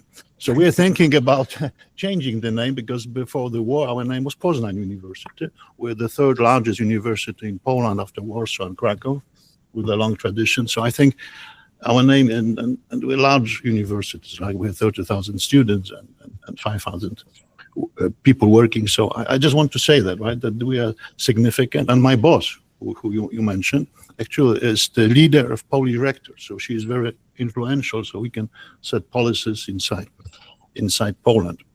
And you specifically ask about Poland. I understand that Jan is not Polish, not Italian. I don't know whether you're Polish or not, but you're definitely not Italians. By the way, you're from University of Warwick. I was in 90s in UK. At that time, Warwick was a rising star, and Poland was not in European Union, but UK was, right? Now I guess it's vice versa. So I mean, this shows the pace of the change, right, in the world. So I think universities in general should be useful, because I think there are institutions who solve the problems of the society, and those are useful, and those who create problems, and those who create, I'm a physicist, they're producing entropy, basically, right? So we don't want to be producers of entropy, we want to solve problems. And some of the problems we already mentioned, this is climate adaptation, health, security, and digital resilience. So I understand that those topics are important for our alliances. And by the way, I'm also, our university is a member of Alliance EPICO. And actually, I am in the digital committee of that alliance. I'm actually a vice chair of the digital committee. And I have to say here that working in this committee is, how to say, it poses a considerable challenge. So I will not say more, but this is difficult, right? For many reasons I wouldn't like to talk, but I think digitalization within a single alliance is difficult, and I can imagine with the whole system of alliances even more difficult, as you indicate. But coming back to the questions, first, and we already talked about that, was capacity. How we should build capacity. Our co-funding at widening countries. By the way, I learned the new word widening, because I didn't know what it means before. It means developing in the sense, right? Or underdeveloped or something like that. So in many ways, of course, we have still to catch up with other European countries, but in some respects, our infrastructure is similar, right? So for example, in IT, we are building right now an AI factory, which is 6 in Europe. We are building quantum computers. So in many ways, we have a very good infrastructure. But I think the problem in capacity is that our co-funding is small, and we have to compete for external support. And I think we should do it in a wise way, and I will say later what I mean by that. And the second is infrastructure and its access. So, of course, Europe is rich with infrastructure, research infrastructure, first of all. But when I look even at our universities, what prevents us sometimes from sharing infrastructure. We have infrastructure, we have good infrastructure, actually very modern, but sometimes this is also a topic which was brought up, was silos, right? We have silos. Stefan mentioned, I think, they are like chairs, or we have faculties, kingdoms. They are. Everybody wants to have this piece of land, and very jealous, so nobody comes and visits him. I think this culture of silos, right? Creating silos is very, very difficult to overcome, because I think it comes with human nature, right? Sometimes people want to have something for themselves, a small piece of ownership, right? So this is understandable.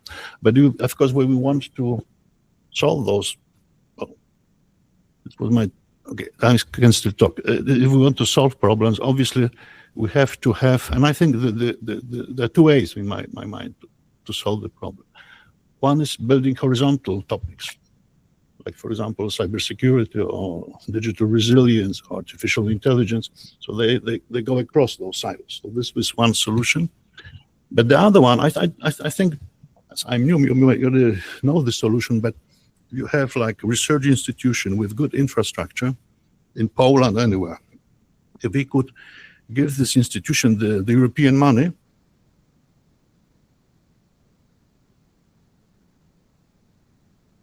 not the national, European level, I think many institutions then will be willing to share, because in Poland, I think the problem with the infrastructure is that we don't have technicians. We don't pay technicians, because professors are making some money, which is not very good, but some money. Technicians have to have lower salaries because, of those structure. And then nobody wants to be a technician, for example, to run the infrastructure. So I think providing extra money would help those institutions which have research facilities but do not have people to run them and to share them. And sometimes there are, for example, very unique microscopes and things like that which are not shared, even with an institution, even with Poznań, even Poland, not to speak about Europe. So I think that might help both to provide, to give our facilities to others, but also to use the best research facilities in Europe. And sometimes people say, okay, facilities are not important, research people are important. But if people come to the same facility, right, and they will have dinner, before they go to the lab, this creates networks. I think this is the added value. And the third, of course, is the issue of assessment, how we assess output. And I think that assessing it only by metrics or measures, bibliometric measures, very the culture is very administrative compliance, collaboration. We do not sometimes, we do not have good measures, I think. And this is something perhaps we should also change so that the best people will be retained in the universities and will serve the universities and the society. And of course, the fourth thing is very, well, but I will say it because this is collaboration, asymmetries in consortia. We have a feeling that in many European projects, the widening countries are acting, but not necessarily as agenda setters. If we have enough to say, to set the agenda, or do we have to just to follow what others, create? That's something I think to consider. And of course, the fourth point I already mentioned is fifth, sorry, is the transfer of what we do to society. And I think in these widening countries, we still have to catch up with that respect. We already do that. Actually, I've been visiting Belgium, the university, Catholic University in Leuven, yeah. They have excellent, I think, ecosystem for technology transfer. So we're trying to, I was measuring by number of startups we had as well, like 20 years behind Leuven. So we still have in that respect to catch up. I think we also look at what people are doing like in Silicon Valley, because I think this is where we show that we're useful to the society. And I think this is very important. Thank you. Thank you so much. I think we can now open the floor to the audience. If you have questions, comments, whatever, please just state your name and institution before asking or before commenting. Anybody? So, because I have questions, of course, but I don't want to monopolize. I heard some. Well, okay, I start because we have limited time, right, Jesus? Yes. So I'll start. I have a question for Maria. Maria, you made I don't know, probably provocative comment. I don't know. You said that Action 13 was a little bit too narrow because it was focused on alliances. Now, you know, alliances are 65, depending how you count them, 65 plus 8 or something. It's 500 higher education institutions. I took this as a provocation because this is a very significant, definitely, I think, representative fraction of the landscape of higher education institutions in the Union. So now I think I understand why you say it's narrow, especially in view of the changing times. But let me say two things and ask for your comments on my comment. First, the disappearance of a keyword in a wording, you know, is very important, I think, because whereas in the Action 13, you know, we could read explicit reference to the European Universities Initiative, at least in the slides that I was given, I do not see that. On the other hand, to be honest, when I read the part of the improving articulation between R&I and higher education, I see that 2+ of the 4 expected outcomes are tightly related to higher education institutions in a way which it seems to me looks at strengthening their links with the rest of the ecosystem, mainly. Let's say industry, probably research centers, etc. Like saying the universities are there and have to play a major role in this effort. But now we are talking, let me say, back about the universities, which existed already for several hundred years. So can you comment on this disappearance of the, at least in the wording that I read from this, of the European University Initiative keyword, and of course, certainly counterbalanced by a strong emphasis on the future role that universities must have in R&I in the Union? Yeah, can I choose the option of not commenting? I'm kidding. I know it's $1 million and it's €1 million question, and whenever I talk about this, I always, you know, kind of almost not comment on the difference between Action 13 and then the structural policy that we are implementing now. But then I think it is important to tackle this point, and I had no intention on being provocative. It's a much I think neutral in terms of you know, consequences and the implications. It's a much less political maybe question than it seems. So European University Alliances, as you say, are covering a very wide sample, let's say, of all of the universities that we have in Europe. But and of course, it's not a narrow sample. It's a really wide. It's narrower than all of the universities that we have in Europe, and also from data and that we have from beneficiaries of Horizon Europe projects and in general of EU funding, because of course alliances are funded by Erasmus+. We are seeing that it's mainly some of the usual suspects or some of the same universities that keep on kind of getting funding because they have the resources and they have the capacity. So even though it's true that especially with in time, university alliances have expanded and then they're now covering smaller universities, rural universities, there are teaming approaches with bigger and smaller universities. It is true that the more powerful in terms of winning funding and you know, being able to just be present in terms of advocacy, in terms of applying to calls, are the big actors. And I don't think that, and this was also the kind of the process behind like widening the approach of the action, that we want to really kind of tackle all of like a sample that is as big as possible. So going beyond alliances. But an example that I can give you in a way that we're still involving alliances a lot in, of course, the implementation of the structural policy, because as you pointed out, if you read the description, it's kind of automatic to think about European universities alliances. And it's, for example, we had a first workshop of during the implementation of the structural policy in December. And we talked about higher education institutions and research performing organizations as enablers of the fifth freedom. And there was a presentation by the community of practice of the University Alliances for You for All on what they're doing, for example, to offer joint PhDs, joint degrees, joint basically paths for students and for candidates and for postdocs.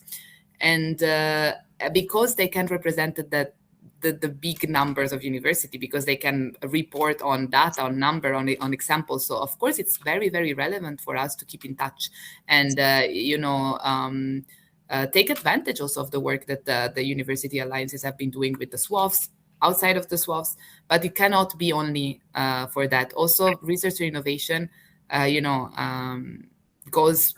want to go a bit beyond. We wanted alliances to be at the core. We want alliances to be a tool. They can be a tool, as you were mentioning also at the beginning in your introductory sentences. They can be a tool for competitiveness, but we cannot allow ourselves to not also look beyond. Otherwise, we kind of lose on our mission to really involve everyone.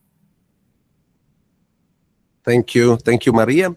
So I ask again the audience if there is any question or comment for our 4 contributors, or maybe here among the panelists themselves, if you have questions about what you heard.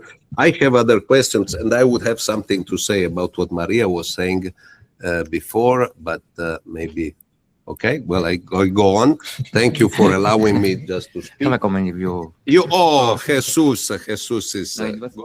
And in this context, I used to explain an anecdote. It was 2 years ago. It was in a meeting with an alliance about the importance of the AI, for example. And there was a sentence that it impacts me even now. The sentence was, if you mention the AI word in the agreement with us, you will have a problem with our DPO. I said, what? That means that we are trying to implement these policies and so on and so forth, but we need support in this legal regulation that, in our case, in Europe, is a kind of twofold. Is one of our strengths, but at the same time, and sometimes, is one of our weaknesses. Okay, and for example, this helping the alliances, in our case, that we recommend to sign an agreement, is what I mentioned. With United, I took 1 year to achieve the signature of all the members for one simple agreement that was very, I would say, it's just an example that we have to work in different directions, in order to achieve the implementation of these policies. Because it's important, the policy, but implementation is, for me, is one of the objectives, for sure. That's a comment. Thank you. Thank you, Jesus. So, Maria, if just a quick feedback on what you said. For me, it's a little bit of a chicken and egg, in the sense that, of course, if you look at the alliances are newborns, and you cannot compare. It would be, I think, extremely unfair, if we would compare alliances with, research groups which have been growing from universities which are hundreds of years old, and with the research collaborations bottom-up developed, which have maybe 10 years of experience, etc. So we cannot, it's not surprising that it's the usual suspects, as you said, that have been more successful. That's why I say, why I believe that it's a political thing. It's not a technical thing. If the European Commission, and I'm saying now the European Commission, not that particular Directorate General, believes alliances are something they really want to bet on, not just as a little another Erasmus project, but as a model for European universities in the future, then you have to give them, we have all to give them time, you know, and resources to grow and be able to prove if they are able to be competitive in the open range. But there must be a transition phase, which cannot be 3 years of a SWAFS project, you know, with the 2 million for an alliance to work for those 3 years on starting, attempting, doing something. It must be a completely different kind of effort. Of course, not just involving European Commission, I think, member states, you name it, you know, industry, the ecosystem, people must believe. But somebody must say, we are really believing in this. That's why I was commenting on the disappearance of the keyword, because broadening the scope is nice, but we are talking, I think, still about relatively peanuts compared to the budget of the Union and to the MFF size of the trillions. And one could do many, many things with a limited amount of money there, but a lot of, you know, political support, which costs nothing if you want to put it on the table. But we will discuss this. We will have a meeting next week, I think, with your Director General and some other officers. So I hope this can diffuse. You know, it's a long-standing discussion. How is the holistic approach of alliances to the different missions of universities being perceived by different directorate generals in Brussels? And I think that is a little bit. But I thank you for clarifying also what was the reason, because I hadn't got it, of the last few slides in your presentation, because I noticed that there were statistics about the success rates in the Horizon Europe, and I couldn't get the link. Now I understand a little bit better. I had a question. Sorry, Roberto, if I can just very, very quickly say something on that. And I think that also Jan wanted to say something, but I think that alliances are still a very much in the discourse. They're still very much part of something that we mentioned quite often in the negotiation of the next MFF. They will still get funding under Erasmus+, and I do believe that the problem of the European Commission is launching new initiatives that have a really nice idea, a really nice mission, and a really nice name, and then don't give them the time to kind of flourish and see the results because they don't perform in the first 3 years. That is a problem. I agree with that. But at the same time, I mean, when we speak about higher education institutions, universities, etc., and we want to widen a bit the scope, I mean, alliances are part of the ecosystem and they are included under that. So it's not really a question of removing the key term, it's a question of just adding beneficiaries, which I think is just better for everyone. And this is the kind of the idea that we had behind this. And then I think that, like in Italy, we said that whoever has ears will hear. So whoever reads the text and of course, we all know that the alliances are still part of the work that we are doing under the implementation of the structural policy. We would be foolish not to take them into consideration. So that's just to address a couple of things that you said. Thank you, Maria, for this comment. Jan, you wanted to say something? Roberto, I'm really interested, if I may give you a little bit of pushback just on one point. I hope that's okay. But I think I'm really interested in your point that, in a sense, alliances have it harder than research consortia to get money. And I just think, well, is that really the case? Because I know that many alliances are very young.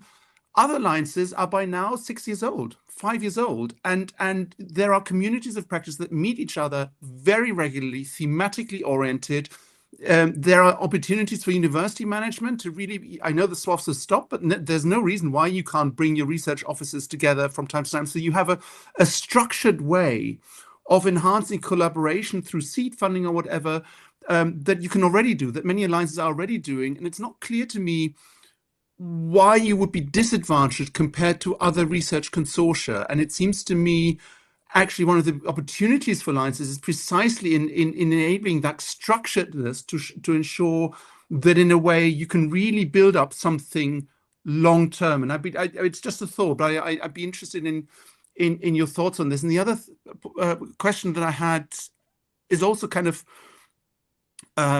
triggered by something you said at the very beginning, but it was also further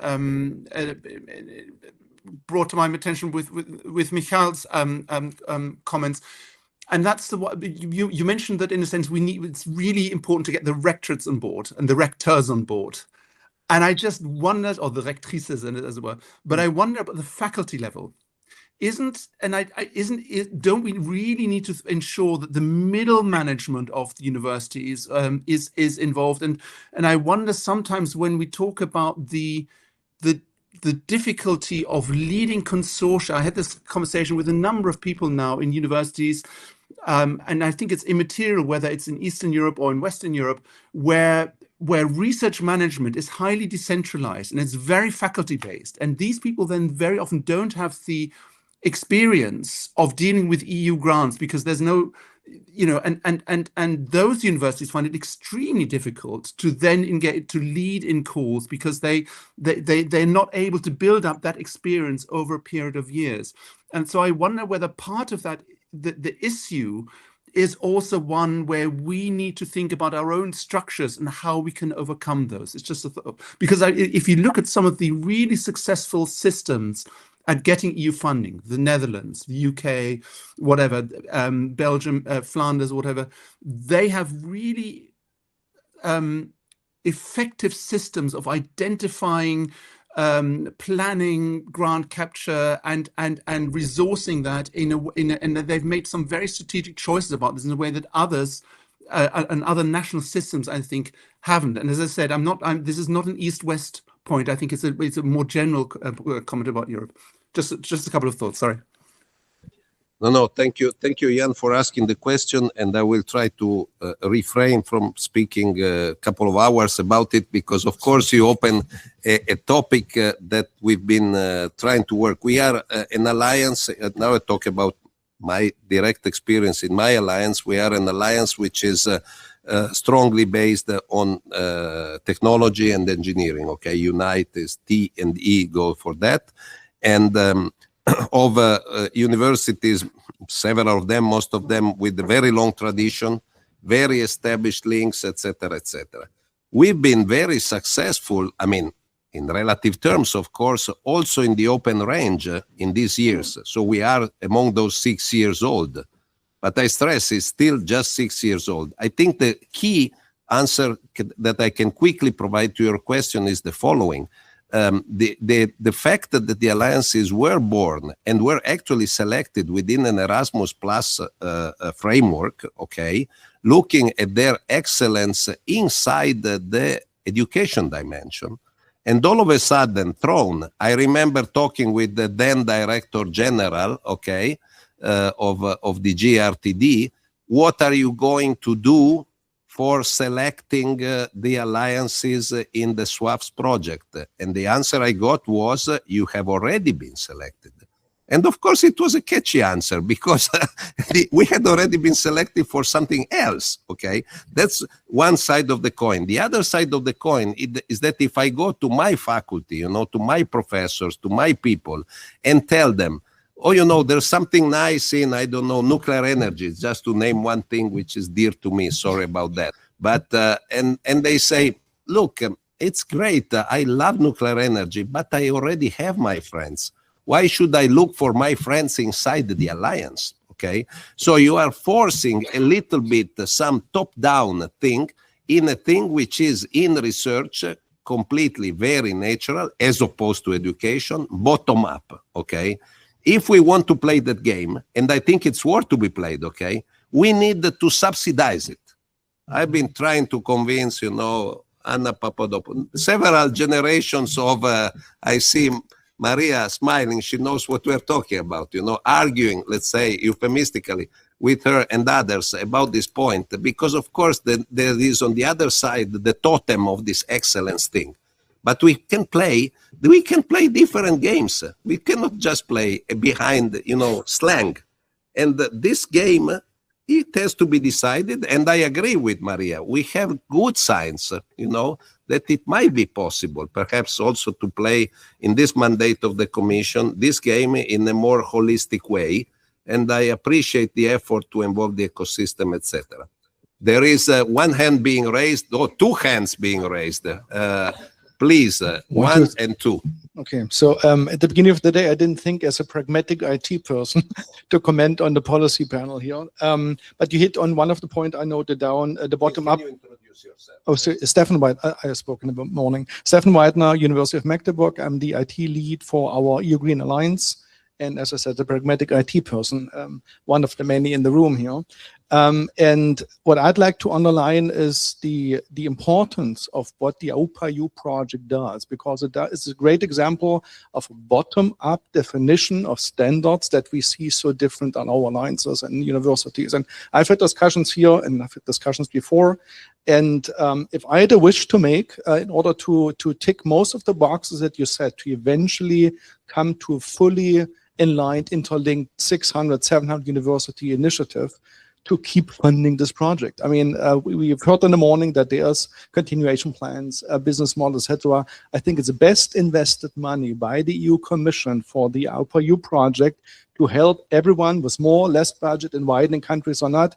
So, I mean, surprisingly, the URL of the aUPaEU project is widening.eu. I mean, this should be telling enough that this is not widening countries as they are defined, but widening the university capabilities to really excel and to accelerate their opportunities. So I can only support the team and everyone who's been helping this. So that's more comment than a question or more hint from the pragmatic group of the group on here. Thanks. Thank you. Thank you so much. Ignacy, please. Thank you. I am Ignacy Casanova. I'm a professor here at UPC. This is a very tricky comparison if we are dealing with, we're trying to understand differences between research consortia and alliances as far as funding is concerned. I am not sure that now we are in a position to compare apples to apples. And there are fundamental differences. First, in research consortia, tangible return on investment is very clearly defined, or at least the definition is quite good. For now, and after 6 years, the tangible return of European university alliances is still a process that is, gaining mutual knowledge. I think this is the main difference that makes the comparison very difficult. On the other hand, and related to that, this mutual knowledge, another difficulty that we find is procedural. We're not dealing with research groups that have common interests and have plenty of mechanisms to communicate those interests. We are dealing with institutions, and defining those common interests is not so straightforward. So now I would say that they are running in parallel pathways. Parallel will never intersect, so I would tend to think that eventually, and hopefully in the not so long future, there will be an intersection, and then we will be able to compare success as funding is concerned from research consortia and university alliances. This is my impression. If I may say about the parallel lines, if you have parallel lines, but you change the landscape and change the curvature, then they meet, right? So changing landscape may be just a good idea. Okay. Well, I think the suggestion that Stefan was giving here, it is, and I pick up also one of the things that Jan was saying. Of course, many alliances are trying to follow also this bottom-up model, example through the seed funding. But, seed funding, we have some experience now in our alliance for 2-3 years of seed funding, but we are talking about, a very fractional, very parcelized effort of small pieces that maybe will grow, maybe not. It's difficult to tell because it's just, as the name says, it's seed funding. I think it would be very important if we find a way, with the help of the Commission. I understand the Parliament is going in that direction. They appreciate the idea that the university alliances do not remain an educational exercise. I think they appreciate the idea that we try to make the best use. Because, one thing that we have succeeded in doing, the older ones better and the others will come, is this deep collaboration. This deep collaboration is really there. This is the thing I would be inclined to bet on and to put my hand on the fire. There is the deep collaboration. We can confirm that. All the rest is in the process, like Ignacy was saying. And so we need a little bit of time, but I think it's an example, it's an exercise that is worth pursuing, and I hope we can convince the relevant people of that. If there are no other questions or comments, maybe we should move to the next. It's gone? No. Like the schedule. It's totally disrupted, so we just we just leave it like that. I leave the floor to the boss. No, in fact, it was very interesting. The idea is that the questions is only to structure the dialogue, but when the dialogue it comes up naturally, I think is for sure the best approach. And this now the intention is to finish at 1. That means that is in. And before there is a closing remarks, I have here, and I want to invite here to the stage to my vice rector from UPC, that is Andreas Somper. He's the vice rector of the for international policy. And if you can join here to the table, and well, we can make together the closing remarks, whatever you require, but we will try not to move far from the 1 p.m. schedule. Because of lunch, right? Time. Because of lunch, yes. I'm for sure Maria and Jan has a lot of commitments. Yes. Okay.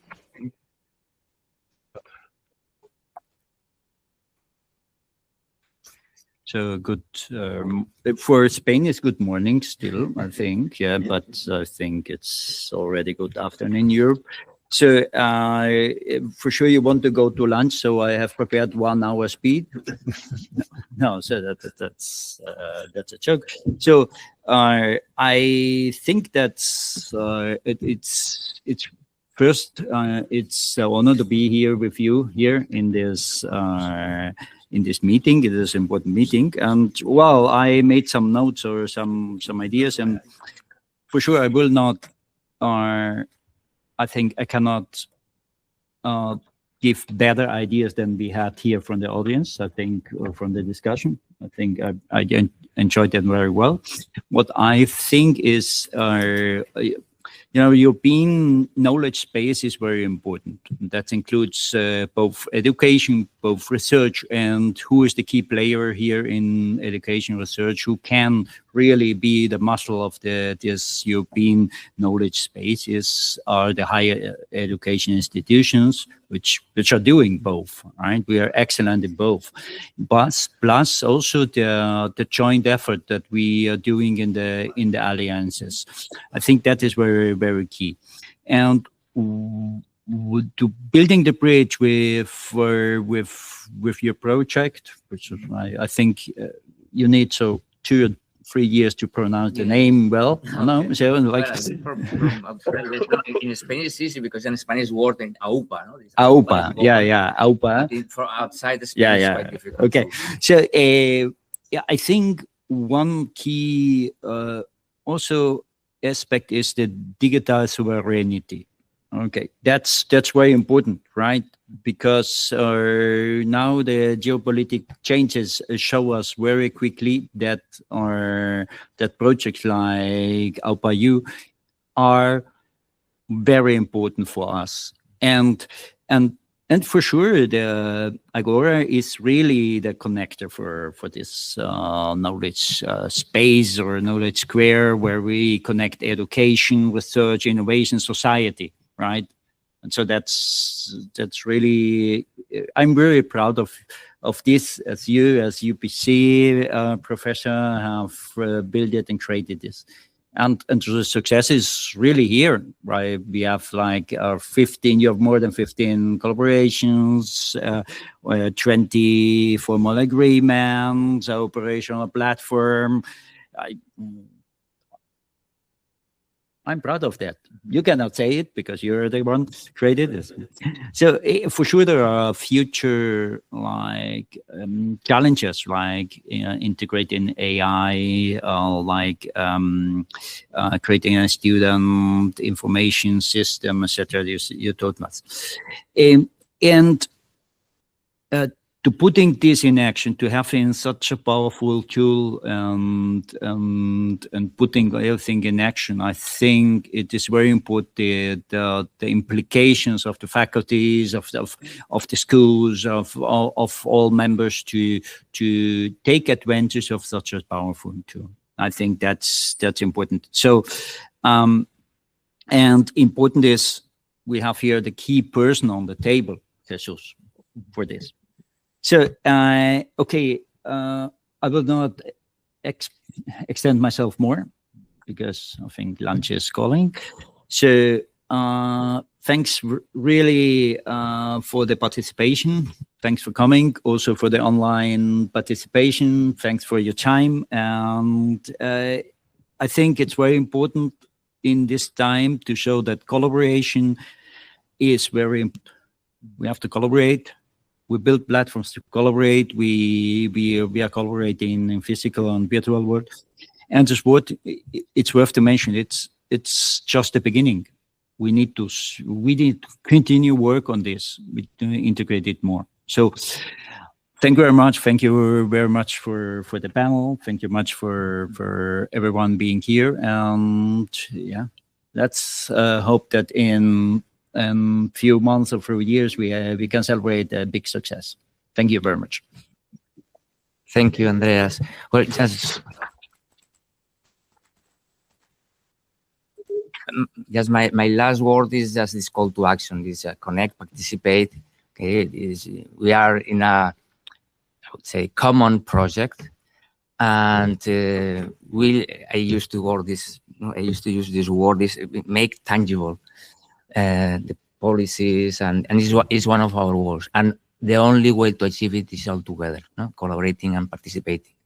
Okay, and thank you very much for your attendance here, to be here. Yeah, I explained before that moving people around Europe is not an easy task. Okay, and I'm quite convinced that we'll be successful in this endeavor. Okay, thank you very much.